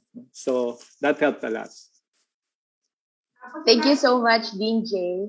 Dean Al-Shwaid po. Okay, my turn. I believe if you are a bar candidate and you encounter questions that you could not answer or you've not encountered before, that's pretty much normal. Just like Dean Joey and Dean Jay, I also experienced that when I took the bar examinations. And that's why whenever I discuss points in my class, I always highlight certain things that could help my students and eventually the bar candidates in getting a good score in the bar examination. So first, if you encounter a question that you don't know the answer to, then just try to give a decent answer. I agree with Dean Joey. Do not leave any items unanswered. As a matter of fact, in my class, I give a deduction. If you leave, just to train the students to give answers regardless of whether they know the answer to a particular question or not. Second is, there was one question in criminal law. I was not able to review the answer to that question while reviewing for the bar examination, but it was thoroughly discussed in class. So again, I always highlight to my students how important it is to attend regularly your class. Because sometimes you have limited time to review for the bar, and it's just impossible to cover everything that you studied for 3 years in 5 months, or everything you studied for 4 years in 5 months. So stock knowledge is also important.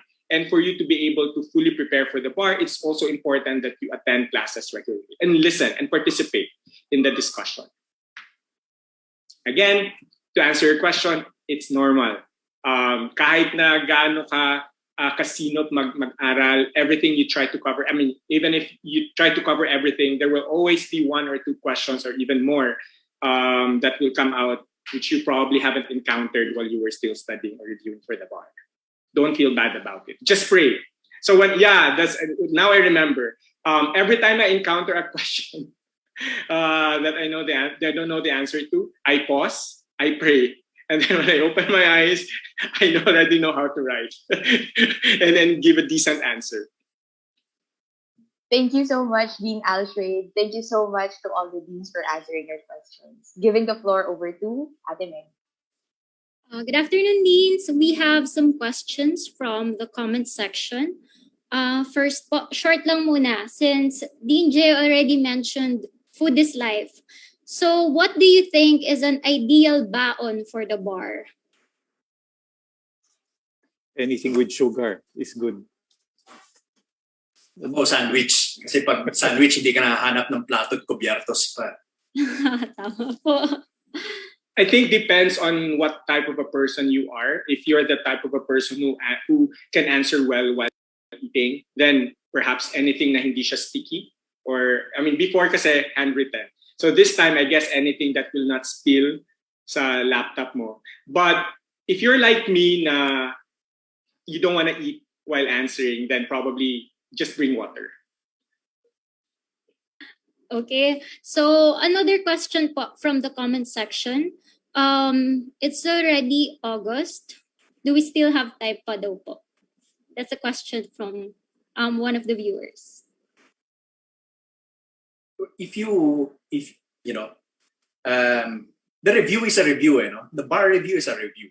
You're reviewing, which assumes then that you've gone through 4 years of law school.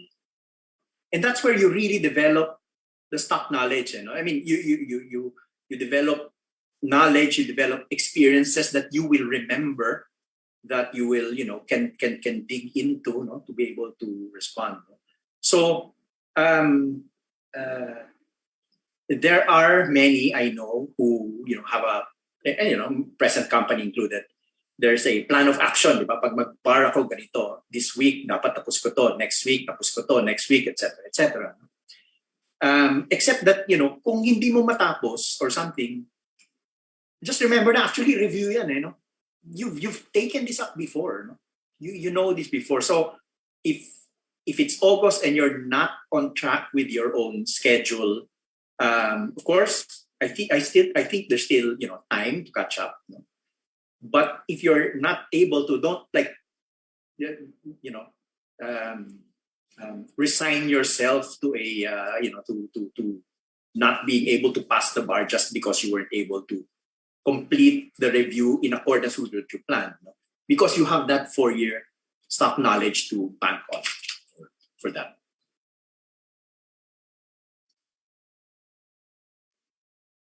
we still follow age here, right?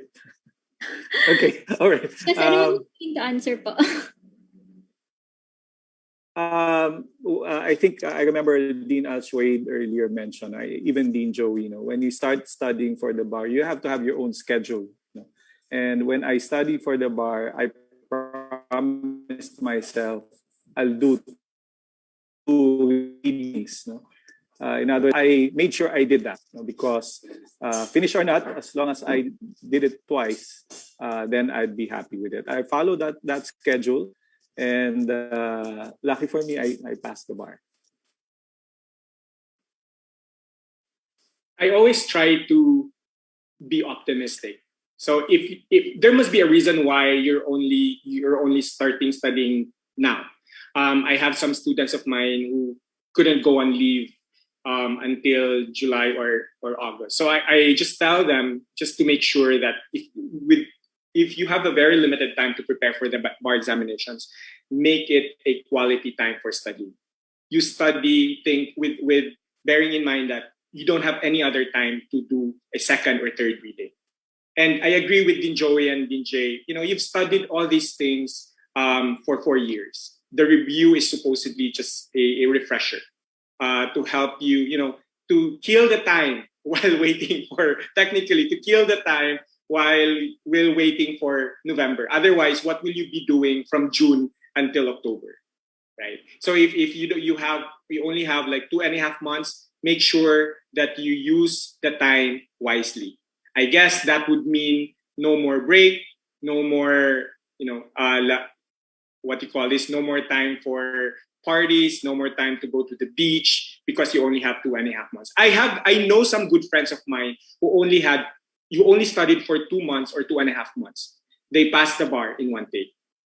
But I also know some friends who, at the time when they took the bar, studied for 2 months, they flunked. So it really depends on the prepper. How you utilize the remaining time. Thank you very much, Dean. So that concludes the first round. So our takeaway is that choose the right jowa for this life. Answer something that will make the examiner think that you deserve to be a lawyer. Try to express yourself well. For the bar takers, do not leave items unanswered. And for the law students, attend class regularly. Be optimistic, make it a quality time for studying, and the review is just a refresher. It's not yet too late. We were supposed to have an icebreaker during this time po, but I think we still have a lot of questions coming in. Marami pong gustong magtanong sa ating mga guwapong deans this afternoon. So we'll proceed with the second round and we'll give the floor back to City. Okay, so this round naman, very exciting because from our moderator side, we researched talaga about facts about our deans.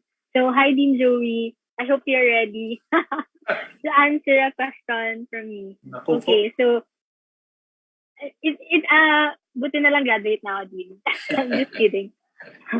But you are the top of your class. Yeah, you're the class valedictorian and student body president. So at the time, I think you are the GOAT, kumbaga, of your time.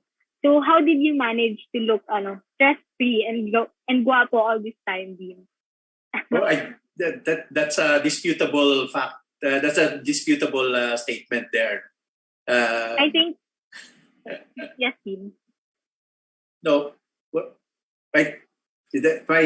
how I looked was the list of my concerns at the time. To be honest, parang.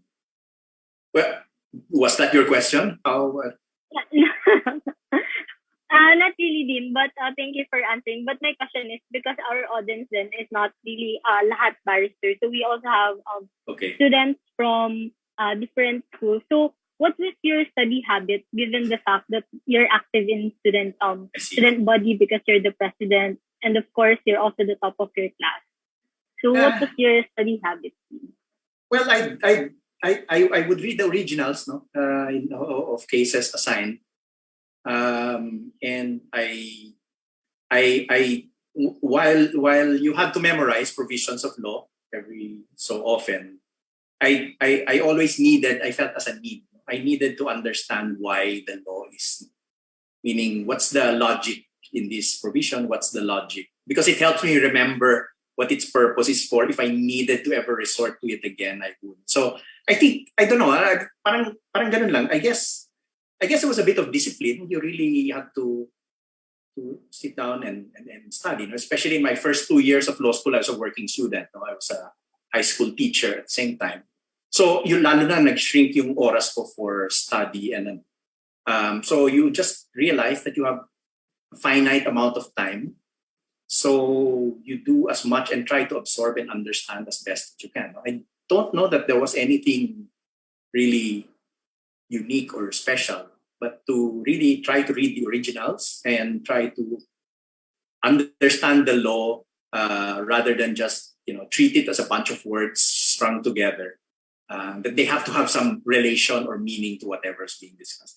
I guess yun lang, but nothing really out of the ordinary, I think. Thank you, Dean. So for our deans po, what are your study habits for the students who are watching right now? For Dean Jay. Kala ko tatanungin mo yung grooming habits ko. Well, I go to Bello and I'm just kidding. Rather than Dean, you can share your grooming habits. I'm just kidding.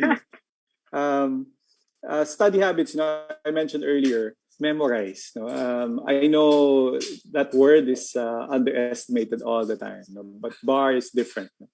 When we memorize all the provisions, kahit hindi mo alam sagot, as long as you're able to cite a particular provision in a very precise manner, may points ka na doon for the bar examiner. So that's my habit. I make sure that not all, but the more important provisions you memorize. The Constitution, key provisions in the Constitution, oblicon, what are void, valid, voidable contracts. You have to know all those, and make sure hindi ka nanguhula. Revised penal code, the elements of a crime. You have to memorize all of that. So that's my habit. I make sure I do that. And just like what you said, Siti, many Ateneo students, my colleagues who work with me, who learned that I worked under Dean Joey, was so happy to know, and they were asking me about Dean Joey's habits. So yes, he was the GOAT in Ateneo, and he's just humble enough not to accept and admit. But memorization is very important. Thank you, Dean Jay. I think I'm also very lucky to be under Dean Joey's mentorship because he was my professor in commercial law review. Dean Ismael, what's your study habit? I think my study habits during my time were no different from that of Dean Joey because, like him, I was also the president of the student government. I was also involved in other organizations because I'm the type of a student who who end up being mediocre if I don't have a diversion. So I have to balance academics and co-curricular activities. In my case, I made sure that from first year and second year, I slept for 4 hours on the average. I make sure that I review everything 3 times before I attend every class. And like Dean Jay, I also memorize. But you don't memorize everything. And when you memorize, you don't just memorize it for the sake of dirting it out during class recitations. You need to understand the logic behind the law, the spirit of the law. And then when I was in third year and fourth year, my sleeping time increased from 4 to 6 hours. And then when I was reviewing for the bar examinations, I made sure that I sleep for at least 8 hours. So increasing siya because sleep is really important, especially when you're reviewing for the bar examination. When you're still a law student, you should know how to manage your time well because as we all know, law is a jealous mistress, right? Very demanding. You only have limited time to read materials that are seemingly impossible to be read before your next class. So you have to be strategic. You don't have, but definitely you need to read the originals. I noticed that students these days, they just source their materials from the internet, and just read the case digest, and you would know if a student did not read the originals. And the danger there is there are important facts and there are important principles, or even obiter dictum that are discussed in the originals that are also important for you to better appreciate the ruling of the Supreme Court on a particular case. Okay, so sana yung mga audience natin nakuha na dapat originals and bawal mag-digest. Yan. So, buti na lang, mahilig din po akong magbasa ng original. So, I think we have Alan to ask naman yung dean niya from where's si Alan? There. Okay. Oh, hi. Hello po. I want to ask Dean Jay po, our handsome Dean. Lahat kami sinasabi namin lagi pag ini-introduce Dean Jay.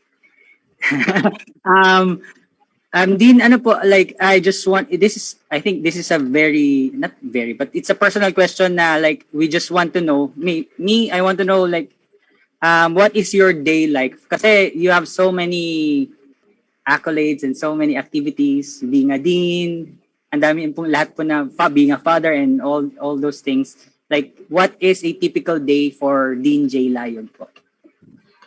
Nothing to do with the bar to, no? It's today, right? Okay. Yes, po.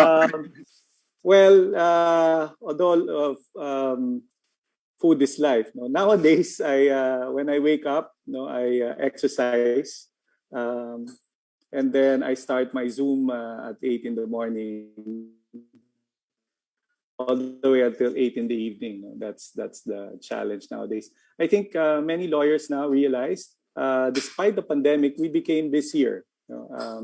Because now there's no more excuse not to be in meetings. Before, you can say it's traffic. No, I cannot attend a meeting, but now there's no more excuse. No, so that doubled up for me. I had more classes also, both in UP and UMac. No, and but nonetheless, to me, the most enjoyable part of waking up each day is being with my kids. Now there's also no excuse for them not to see me.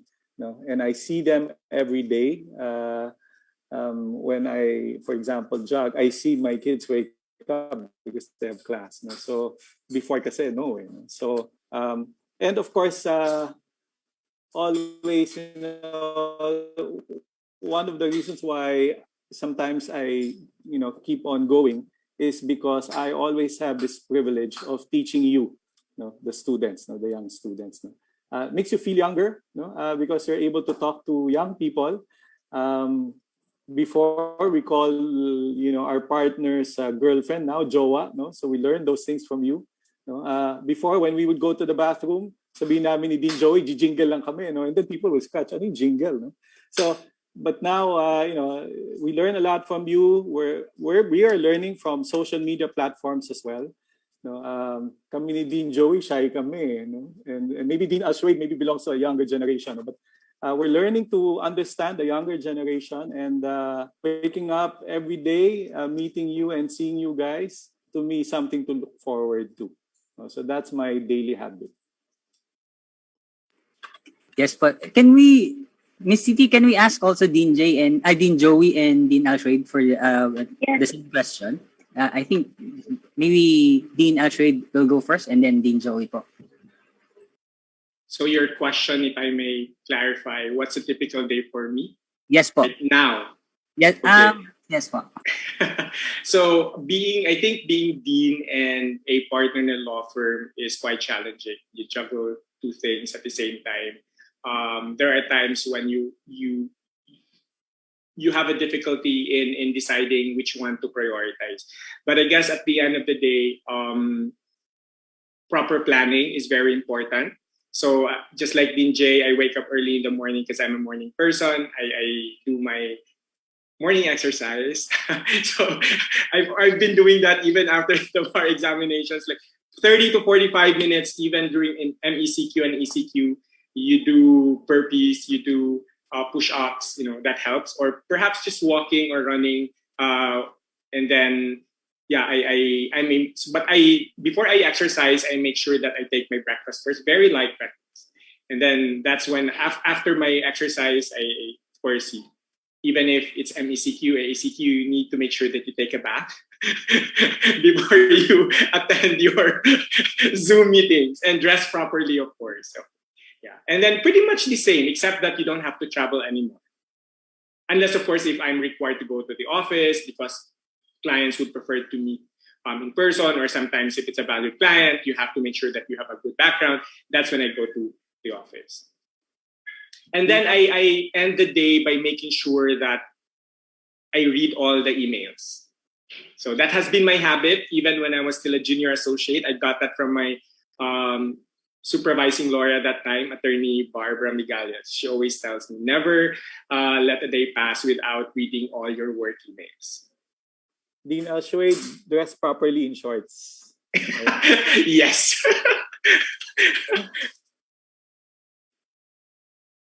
My turn. To be honest,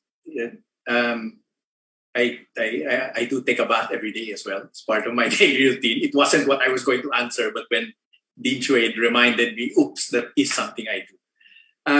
But really, I mean, maybe I'll answer it this way, no. And again, afraid of lodging me in the generational divide or so.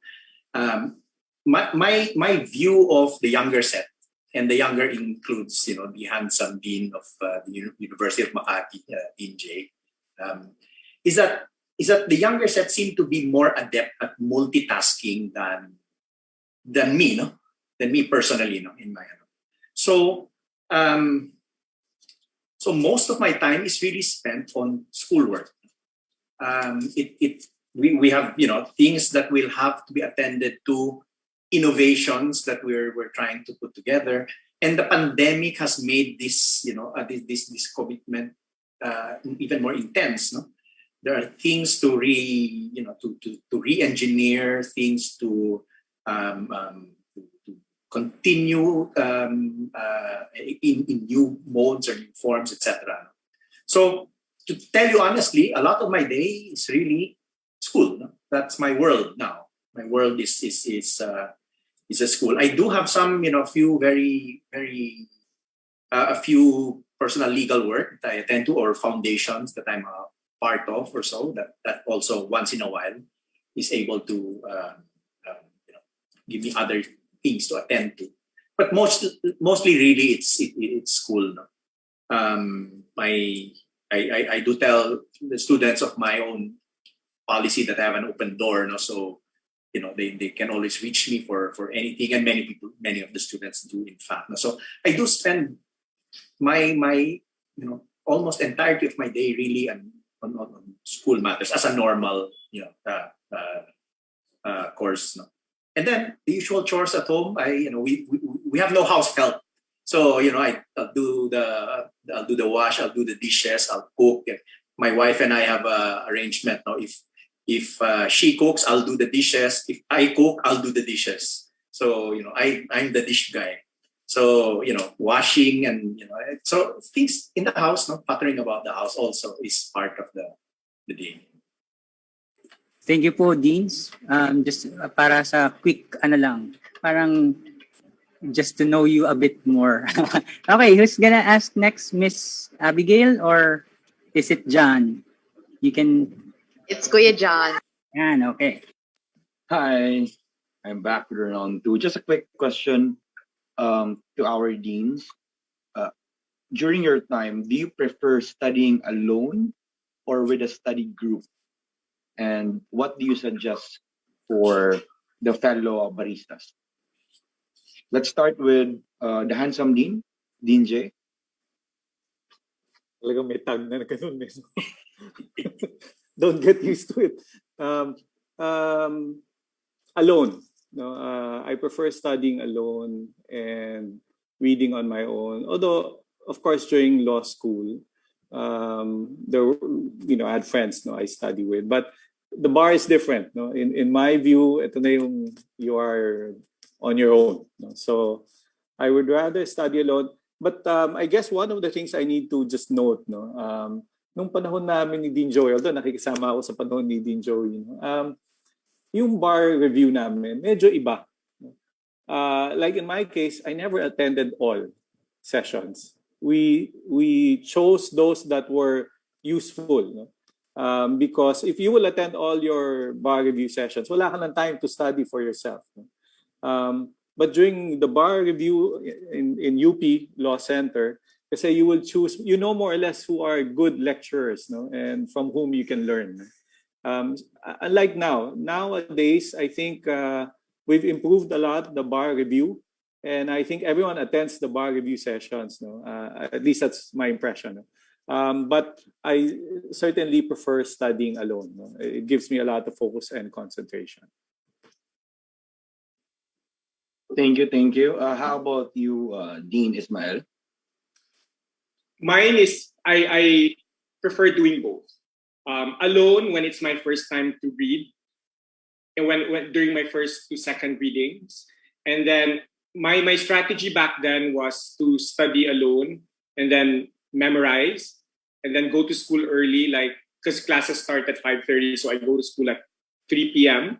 Reserve the conference room, invite all my schoolmates and classmates, and then ask them to, you discuss, but at the same time, I encourage them to ask me questions. So it's like hitting two birds with one stone. You've studied already, I've studied already, but at the same time, I'm validating whether I can still recall what I studied earlier. That was and I was very consistent from first year to fourth year. When I was reviewing for the bar, I studied alone. In fact, like Dean Jay, but I guess mine was extreme. I never attended any of the review sessions because I just attended, by the way, the first 2 hours, and then I realized this doesn't work for me. I'd rather, utilize my time in my room and go through my notes. So yeah, I studied alone, but during the day before the bar, like during our last minute lecture, I have a small study group, like 2 or 3, and then we shared. The thing was, when I was preparing for the bar, I prepared like one test booklet per subject. And then as I was reviewing, I wrote topics or principles or concepts that I think will most likely come out in the bar, including jurisprudence. And I guess I was lucky because it was, I think my batting average then was 80 to 85%. More or less, you would have an idea already of what would come out. It also helps if you read all the past bar exam questions, yung bar Qs, diba? You read all of them while you're still a law student. So more or less, you would have an idea, these are the usual common topics where examiners would get their questions. So, and the day before the bar exams, that's when I engage in group study. I shared with them my notes. We discussed my notes. So both. But if it's first reading or second reading, I prefer to study alone. Thank you. That's a good note for us. How about for you, Dean Joey? I guess same. No, I did both in law school and in bar preparations. But mostly, I think on balance, I studied alone and preferred to do so generally, through law school and the bar. In fact, our study group was such that we came together at a particular time after we've studied. Parang after you've studied this thing, you come together and you remind each other. Kunyari, criminal law. O itong crime, itong elements ganito. But remember, in this case, may ganito. And then if someone has a question, then we would validate each other's thoughts. No? So it was a sort of parang affirmation that what you knew was correct. No?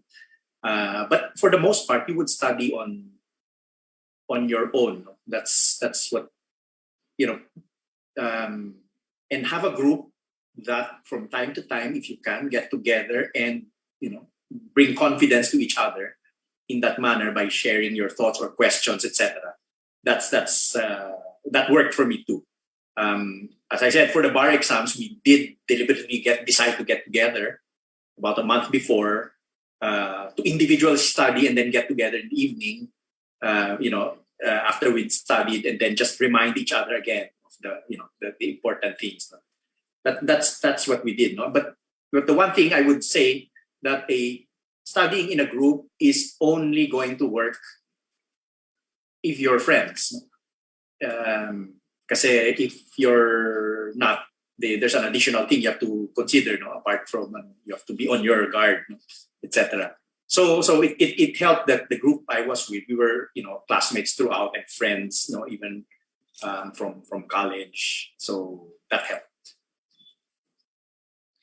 If I may just add one or two sentences, if I may just add to what Dean Joey said, study group is I think good, but you have to make sure that, as what Dean Joey said, the members are your friends, but friends, not just friends, but friends who are serious, in contributing. Otherwise, you'll end up chatting, talking about non-legal, or worse, you end up sleeping.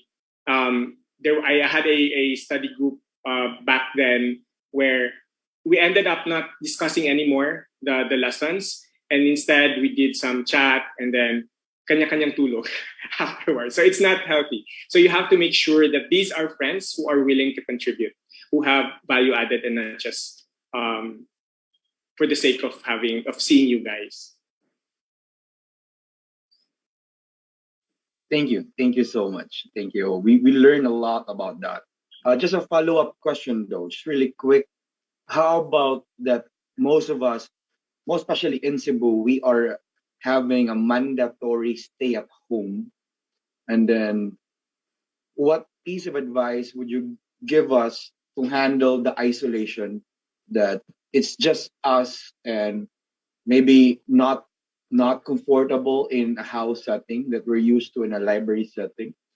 Or how do we cope up studying alone or in a group in this setting, the online platform? We start again with the handsome Dean J. That question. Obviously, some people are struggling, with the kind of study environment. I always think about the not so lucky ones. We have some students, especially when we have classes, you can see in the background that they're outside their homes, primarily because one, their house is too small. Two, because the signal in their area in a far-flung province is just not good enough. So when you are faced with that situation where you think, wow, it's so hard to study in this environment, maybe just imagine na lang the others, who are not as blessed as you are, who need to study under a mango tree, because they don't have a desk inside their homes. So yun na lang naisip ko. So don't worry too much about, because a lot of students are blessed, unlike the others. So when you are faced with that situation, isipin lang na, swerte pa ako kasi I'm on a table, I have electric fan, I have air conditioning probably. Some of our students in UMAC, in fact, would rather study in the UMAC Live, because it's just a better environment than studying in their houses. So I guess that's what I would keep in mind. But as long as you have a table, you can study.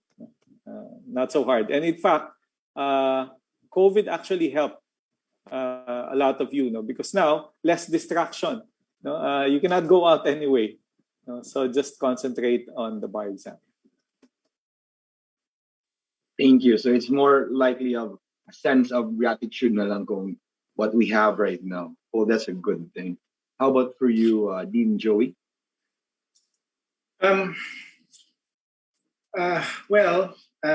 is a challenge. I have to say and have to agree that it is a challenge that is new for both professors and for students.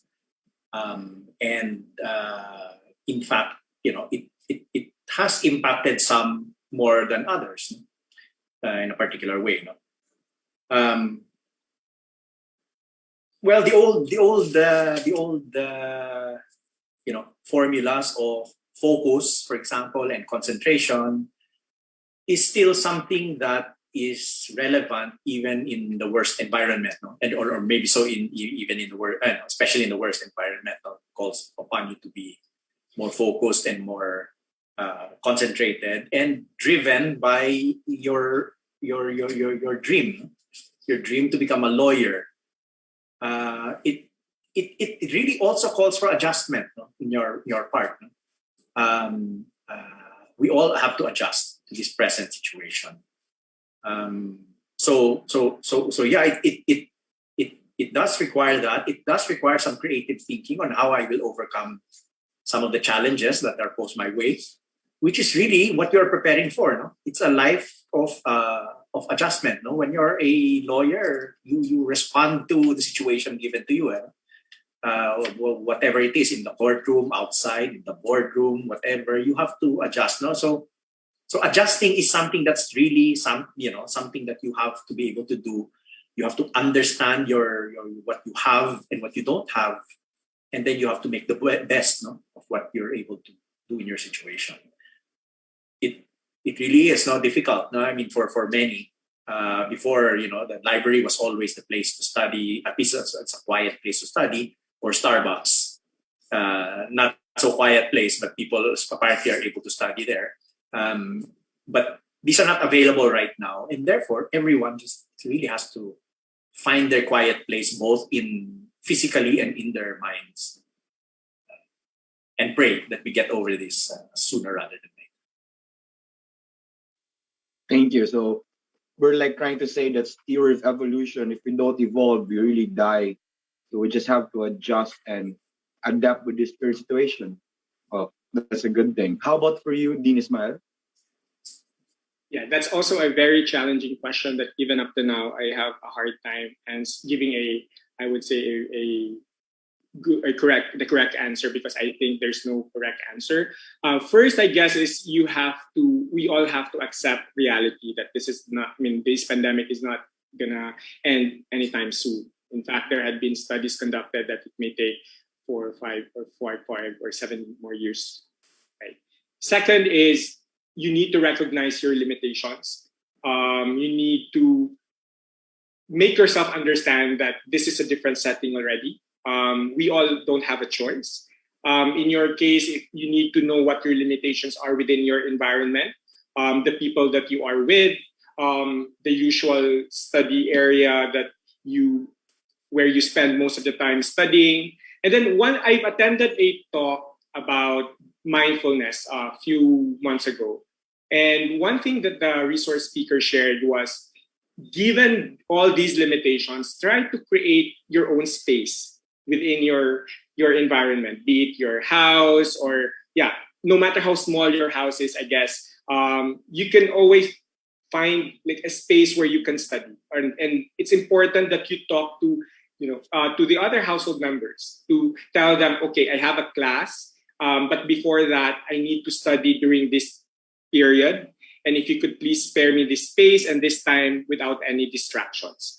And I know that it's hard when you're used to studying in a group, but you can also do group study even in a virtual setup. So perhaps you and your friends can agree or can discuss and agree on a common time as to when you will study together virtually. I know some students schedule a study group virtually through Zoom, and then they just and in fact some don't create a Zoom for group studying, but they just want to see each other studying together. Imagine that, like they create a Zoom conference not for sharing, but for example, I'm here, I just want to see you studying while I'm studying, if only to motivate me do better in class. So perhaps you can do that. I'm sure there are many other ways to cope with our current situation, with the limitations that we have. We just need, I guess, to be creative, and we Filipinos are known for that. Thank you, Dean. So it's like creating your own space, and if Zoom conference would help, then maybe we could also consider that. Thank you. So Dean J told us that just be grateful. Dean Joe is telling us to adjust and just really adapt with this new environment now. And then Dean Ismael is telling us that it's more about being mindful in our surroundings as well. Thank you. Thank you so much. Next, the moderator. I'm next po. Hello po, Lit Deans. It's me again. So we've been discussing tips on how to prepare before the bar exams. Now my question would be something for after the bar. Can you give our baristas a picture of how it looks like after passing the bar exams to just give them motivation and an inspiration to just really go for it? Like give them a something to hope for after seeing their names in the passers for the bar exam. And if also, kung pwede ko na rin po maisabay, would you recommend our bar takers to accept a job offer before or after the bar exam?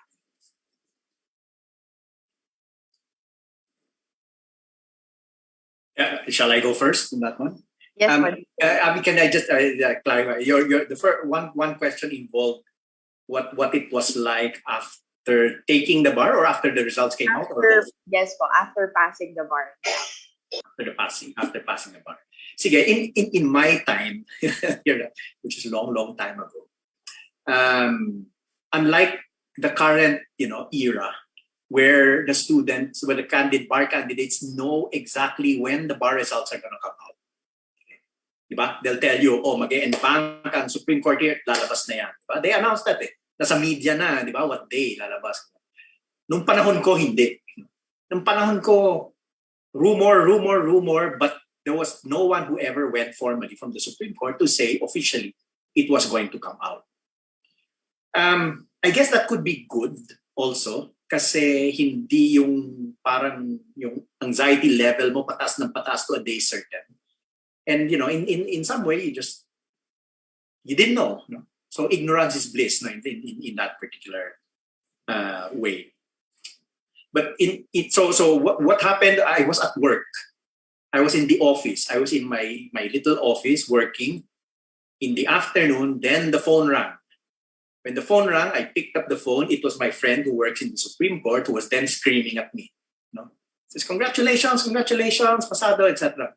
And then mga parang 2 seconds after I got that call, sigawan na down the hall because I had other office mates who were also under bar, like myself. So sigawan na. So it came out.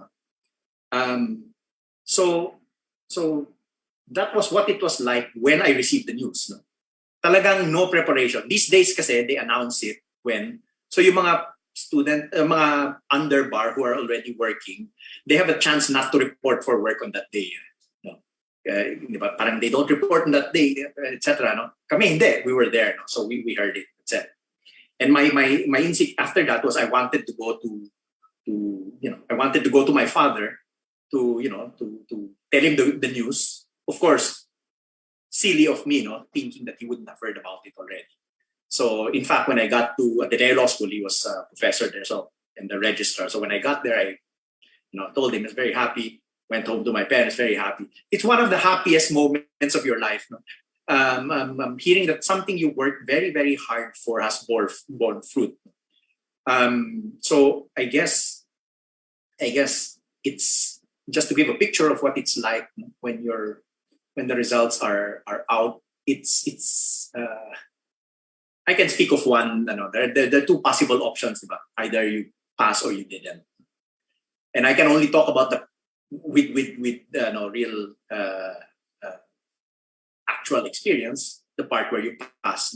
And it's really, really, really, really such a joy. So, really do try, work your best to pass, because it's really a happy moment. And the other thing that was very, very thrilling for me was to see, no matter how happy and proud and thrilled I felt, that you could see your parents so, twice as happy and proud as you were.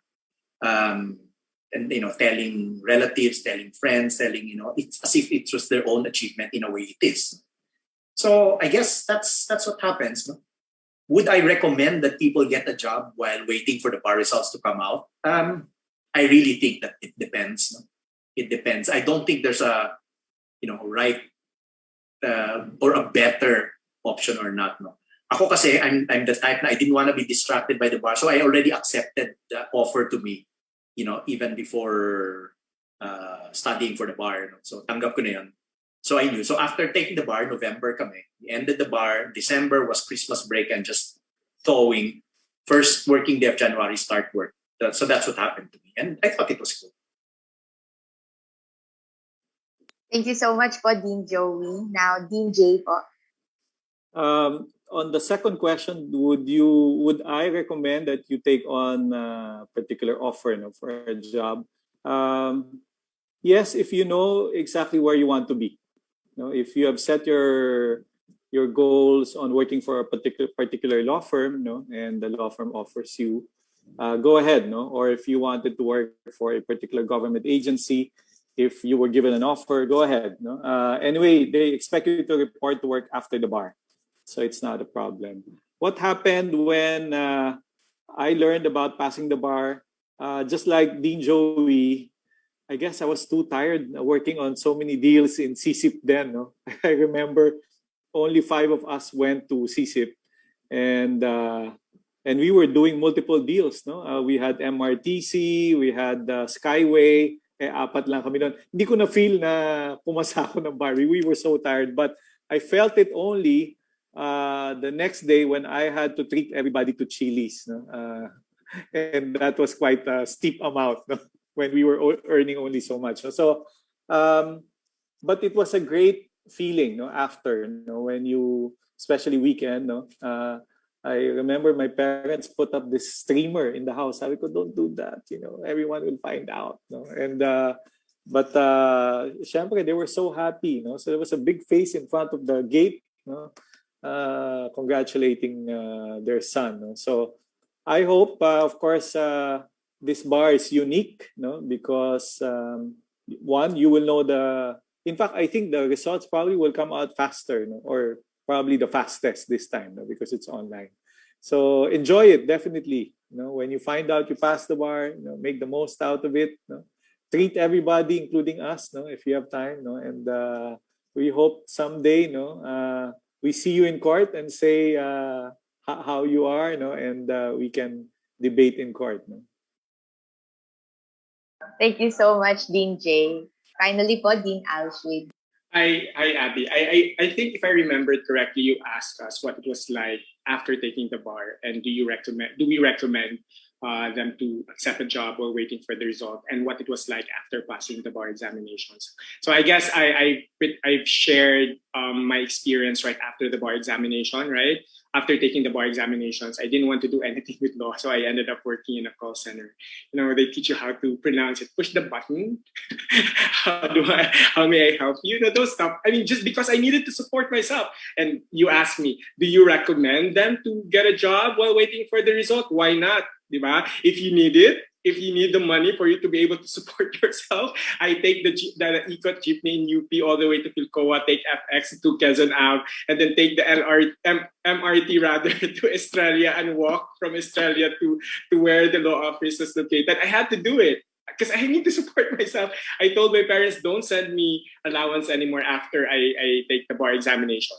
And assuming that you're offered a job to work in a firm, I think it's common nowadays for the underbar to be offered an underbar associate position in firms. Grab it, because that was my dilemma before, and that was my fear, and also the reason why I finally decided to accept a job offer in January of 2007. I was worried that I might not end up getting a job when the results come out and everybody gets a job. So baka mahirapan ako. There's a downside to it though, especially if you come. I mean, I speak from my own experience. If you come from a provincial law school, I was fortunate enough to be admitted in a firm where I was the only graduate from. I only graduate outside of UP and Ateneo and Beda. And sometimes you are more pressured because every now and then partners would ask you, "Oh, you better pass, or else I'm gonna kill you because we gave you the opportunity." And while everybody else was not asked about with that question. So yun lang ang disadvantage if you work in a firm and then you're the only one coming from an unknown provincial law school at that time, which is UC now. My experience when the result came out was different, was unique. A month before, I lost my new phone. So they told me that that was the sign that now na I will get a good result when the bar results come out. And when the result came out, I was the last person to know that I made it to the top 10 because I didn't buy a new phone when I lost my new phone a month before. And in fact, on the day that the result came out, I had to borrow my friend's phone and my friend's SIM. Hindi pa uso nun yung kanya-kanya kayong mobile phone, hindi. So I had to borrow. And people were like, I have a friend and batchmate who works for the media, and she knew already as early as 11 a.m. because they announced first the top 10 and then yung full list at 7 p.m. na. So I didn't know until 7 p.m. And in fact, I was already waiting for a jeepney in Guadalupe, going to like behind Backwell, waiting for the jeepney going to Guadalupe station. When my mom called me and she said that I passed the bar, and she told me that aside from that, I also topped the bar. But I didn't believe her. Not until nasa MRT na ako when the partner in charge of the firm called me all the way from India to tell me, "Oh, Shwaid, congratulations. I'm very proud of you. You topped the bar, huh?" So that was my experience. So again, if you think that you need to work, not only because you need the money, but also because you want some assurance that by the time the results are released, you have a job, you already have a job, or simply because you want to gain experience while waiting for the bar and you need some distraction instead of thinking of when the result will come out, then go accept that offer. Thank you so much po, Dean Joey, DJ, and Dean Al-Shwaid. I'll be turning the floor over to Miss Meg. Yes, thank you po, Deans. Pero one last round na lang po talaga. We just have some comments from the audience. First, I'll just address this one po. Will this webinar be available on our Facebook page? Yes po, you can visit Paul's Facebook page and Rex Education Facebook page. It will still be available after today. So, questions po from the audience. First po, may nagtanong po, if you were to take the bar again, would you take this digitalized, proctored, and regionalized best bar ever? Can you say that again? If you were to take the bar, yes, po. If you were to take the bar again, would you take this digitalized, proctored, and regionalized best bar ever? Retake daw po. If I have to take it, I'd take it whatever it was. No? that was no. But if the underlying intent of the question is to ask whether I think a digital exam is a good idea, I see the value in it. No, I see the value in it, especially in this particular age. No, when I took the bar, computers were not this ordinary. No, they were extraordinary things. No? So you had to take them by hand. No? Now they are part of your reality. It is a tool that everyone uses to communicate, to express, to write. So I see the value of keeping it up to date with the times, no? and also for the fairness issue for those who are not as gifted in their penmanship, no, as others. It also levels the playing field in that particular sense. So I think it's a good idea. I think it's a direction that the times demand. So would I take it? The answer would be yes.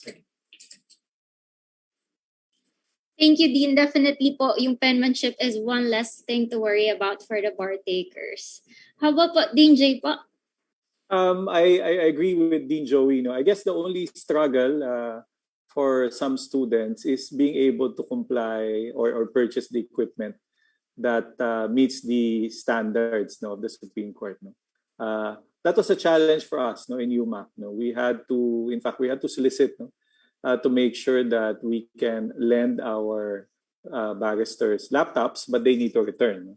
So I guess that's the challenge for some students. But as we said, we can never stop innovation and the future. And I think the future has dawned on us now with this online examination. So, and I think most students, the young generations, prefer that. Kasi I think you are the generation of laptops and iPads, no? Madami sa inyo hindi na nagsusulat, no? So I guess a lot of you welcome that. Yes po, it's definitely the age of innovation. Din Al-Shwaid po. Yes, I think it's long overdue. Regionalization of the bar examination, UC has been very passionate about, has been pushing for that for the longest time. And it's a very welcoming development for the provincial bar candidates.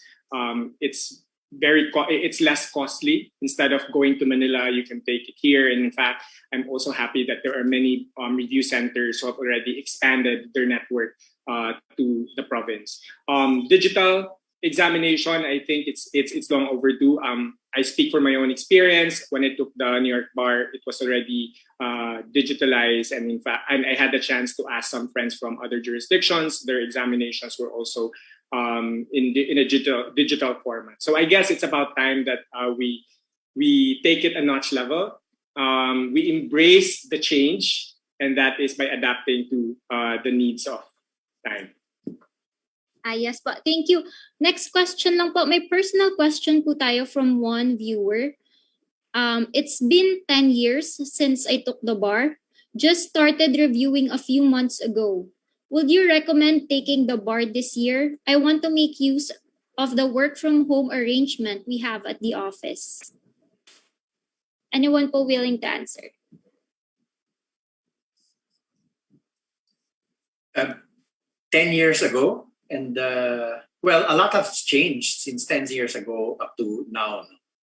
And I think, you know, the Supreme Court has certain rules now with respect to refreshers or et cetera, et cetera. I mean, but, you know, I don't have that at my fingertips, so I don't know.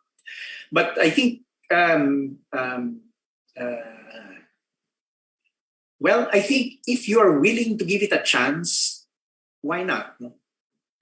It will certainly require a lot of discipline on your part to catch up, because if you've done law, at least you know how to think law. No? You know how to, you know the hierarchy of our courts. You know the hierarchy of our statutes, no, constitution, statutes, etc. These are things that you know. These are part of your stock knowledge as well. Specific laws may have changed, no? May have changed. There are jurisprudence. There's a lot of jurisprudence in 10 years that you need to catch up on. So, you know, being fully aware that there's a lot of catching up to do. Because of that, you really have to, you know, focus completely, you know, on catching up. But, you know, if you feel that you want to take a shot at it, why not? If hard to really say, you know your situation the best. But again, if you're prepared to do so, why not? Thank you po, Dean. Would the other deans would like to answer, or another question na lang po from the audience? I agree with Dean Joey. I also agree with Dean Joey. And perhaps if I may just add, if it's been 10 years already, so perhaps enrolling in a refresher course can help you prepare better for the next bar examination. Especially the way I understand your question, you're juggling work and review, and it's been 10 years, right? You need to do a lot of catching up. May not be a good idea if you take it now, unless, of course, you're willing to give it a shot and be ready for the consequences. Thank you, Deans. Another question lang po, it's a bit heavy. Why the bar exam needs to proceed despite the fact that the deadly Delta cases soar, not to mention that Lambda variant detected its first case? Just wondering. Well, I think it's a very real concern.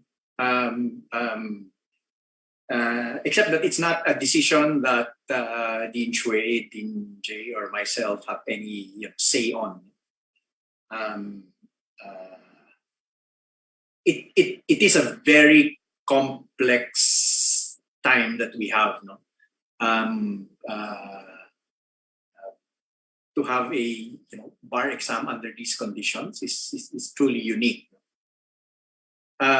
Why should we have it? Well, I think first posture should be, if it is possible to have it, we should have it because there are people whose futures are at stake. No, we already have class of 2020 delayed by a year. If we don't have it, that means all of these classes are again going to be delayed another year. No? So there is an impact on their futures by delaying. At the same time, we are really subject to the conditions. No? So it's a tough call. No?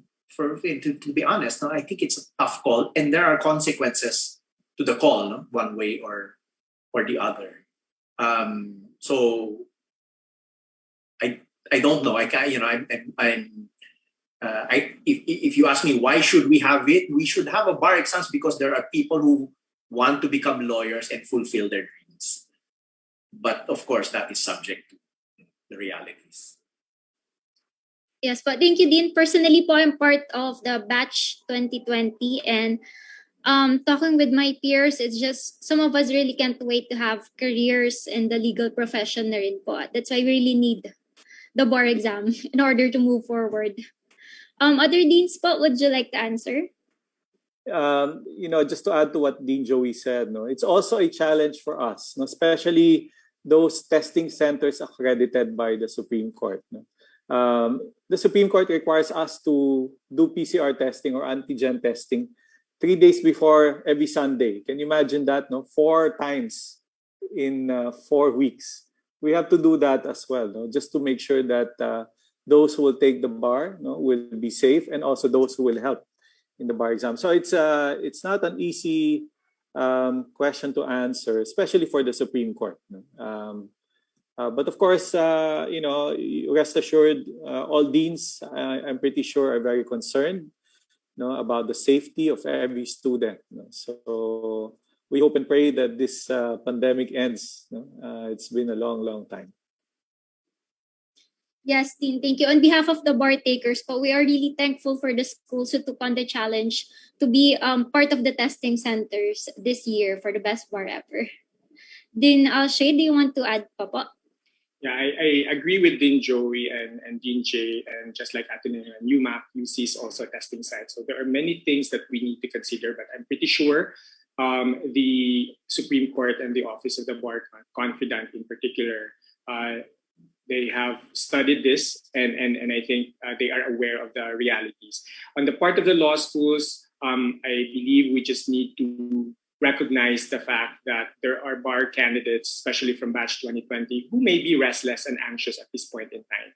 And all I can say is that more than ever, they need our support. Thank you, Dean. So another short advice na lang po siguro, what can you advise to those working students who would take the bar? I can perhaps answer first because I'm confronted with that kind of questions. Majority of our examinees or bar candidates are also working in UC. So my advice, the usual advice I give to those who are working is they just need to optimize the available time that they have. Sadly, it's just unfortunate that some candidates cannot afford to not work because they also have to support their family while reviewing for the bar examinations. How I wish all of them are like the candidates of other schools who can afford to go full time. So I advise them to optimize the available time that they have for studying. They need to have a really good schedule. And then they need to make a decision also 2 months before the bar examinations. If possible, they can negotiate with their employer if then they can go full time. I'm pretty sure a month to 60 days won't do any harm to the company if the student employee will be allowed to go on leave of absence with or without, especially without pay. Yeah.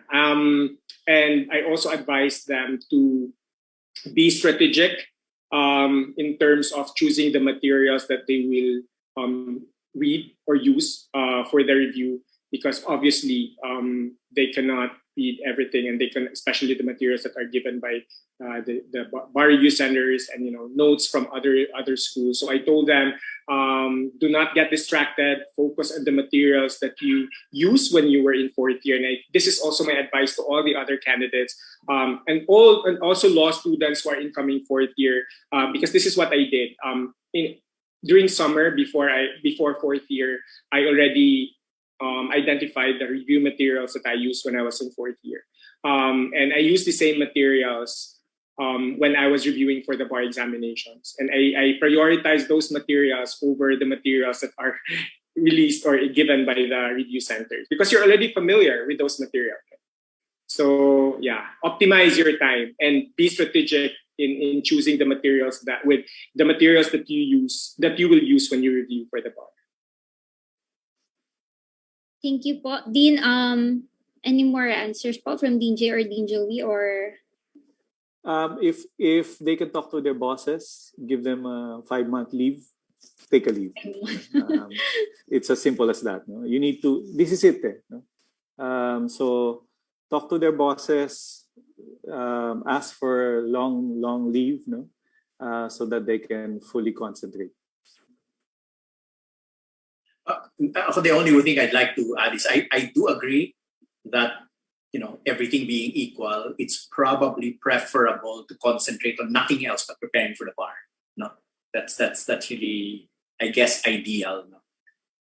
But I think if you look at the history of bar exams, you will find that in fact there were people who were working during the review period and took the bar and passed, which means to say that it can be done. No? It can be done dependent on many factors. No? If you are a really conscientious student in 4 years, that accumulates a lot of stock knowledge that can work to your advantage. No? If you are very disciplined and motivated and driven by your desire to become a lawyer, you will find a way. No? There are many law students who are working students at the same time, and they are able to graduate successfully. So I guess it can be done. If you ask me, it's I do prefer that you concentrate on nothing else but the bar. But if you cannot, and you feel you really want to, and feel you're disciplined enough to do that, then it's not as if it hasn't been done in the past. And yeah, just to add to what Dean Joey and Dean Jay said, and to what I earlier gave. Since in our school we have a lot of working students, so the third year students, we as early as third year we already advise, especially those who are working, to start saving, because the bar examination is something that is foreseeable and inevitable. After they that's the reason why they took up law, and eventually when they graduate they need to take the bar examination. So if they can do that, start saving as early as third year in preparation for the bar examination, then they can afford to not work during the 5 or 6 month period prior to the bar examination, if that's doable. In addition to, of course, negotiating with your employer to allow you to go on leave of absence even without pay. Thank you po, Dean. So we still have a lot of questions coming in, but I'm afraid wala na po tayong time masyado. For the other questions that we weren't able to raise, I think some naman po are beyond our scope na, because parang more properly addressed po sila sa Supreme Court na mag-a-administer ng bar exams. So one last specific comment lang po that caught our attention. I'll just read it po. Ang gwapo naman ng mga dean, parang ang sarap tuloy pumasok sa law school. Thank you very much, deans, and to our moderators din po. And now, before we present the certificate of appreciation for our coffee table interview speakers, we would just like to present a certificate of appreciation to Dean Jim Festin for being our speaker during the Tara Kape Tayo event earlier this afternoon. So let's read the certificate po. This certificate reads, the Philippine Association of Law Schools, in collaboration with Rex Education and Educampion, awards this certificate of appreciation to Dean Jemmy Lito L. Festin, LLM, for sharing his expertise as a resource speaker on Bar Ops Pilipinas 2020-2021, the Best Bar Ever webinar lecture series, given this 16th day of August in the year of our Lord 2021. Signed, Dean Jim himself and Mr. Don Timothy Buhain. Thank you, Dean Jim. Thank you. It should be Don Timothy Buhain only. Thank you. Thank you. Yes, but now to present the tokens and certificate of appreciation to our coffee table interview speakers, we welcome back the president of Pulse, Dean Jim Festin. Okay, can we have other certifications for our other loadings? Thank you for our good-looking, intelligent loadings. Thank you for sharing your insights as well as your experiences and your wisdom. Okay, so the Philippine Association of Law Schools, in collaboration with Rex Educampion, awards this certificate of appreciation to Dean Al-Shwaid de Leon Ismael for sharing his expertise as a resource speaker in the Bar Ops Pilipinas 2021, the Best Bar Ever webinar lecture series, signed by myself and Mr. Don Timothy Buhain, CEO of Rex Education. Thank you. And again, for Dean Joey, the Philippine Association of Law Schools, again, with collaboration with Educampion, awards the certificate of appreciation to Dean Jose Maria Hofileña, LLM, for sharing his expertise as a resource speaker, again, to this Best Bar Ever webinar series, signed by myself and as the Pulse President, and Mr. Don Timothy Buhain, CEO of Rex Education. And lastly, again, the Pulse, in collaboration with Educampion, awards a certificate of appreciation to my dean. He's also my dean. I'm teaching at UMAC, Dean Jose M. Layug Jr., for sharing his expertise as a resource speaker to the Bar Ops Best Bar Ever webinar lecture series. So signed by myself as Pulse President and Mr. Don Timothy Buhain, CEO of Rex Education. Thank you. Thank you very much, Dean Jim. Thank you to the moderators, again to the speakers as well, for making this afternoon fun, interesting, and insightful. We hope that everyone in the Zoom meeting would stay for a few minutes after the event for the photo ops spot. Of course, we would also like to thank our viewers. Please do support our upcoming events, as we still have a lot in store for our bar takers. Don't forget to like the Pulse Facebook page and Rex Education page to be updated with the upcoming events. This event is brought to you by the Philippine Association of Law Schools in collaboration with Rex Education and Educampion. Thank you, everyone. Best of luck to the best bar takers ever. Stay healthy and stay safe. And see you next week, right? Yes po, August 23 po, our next event.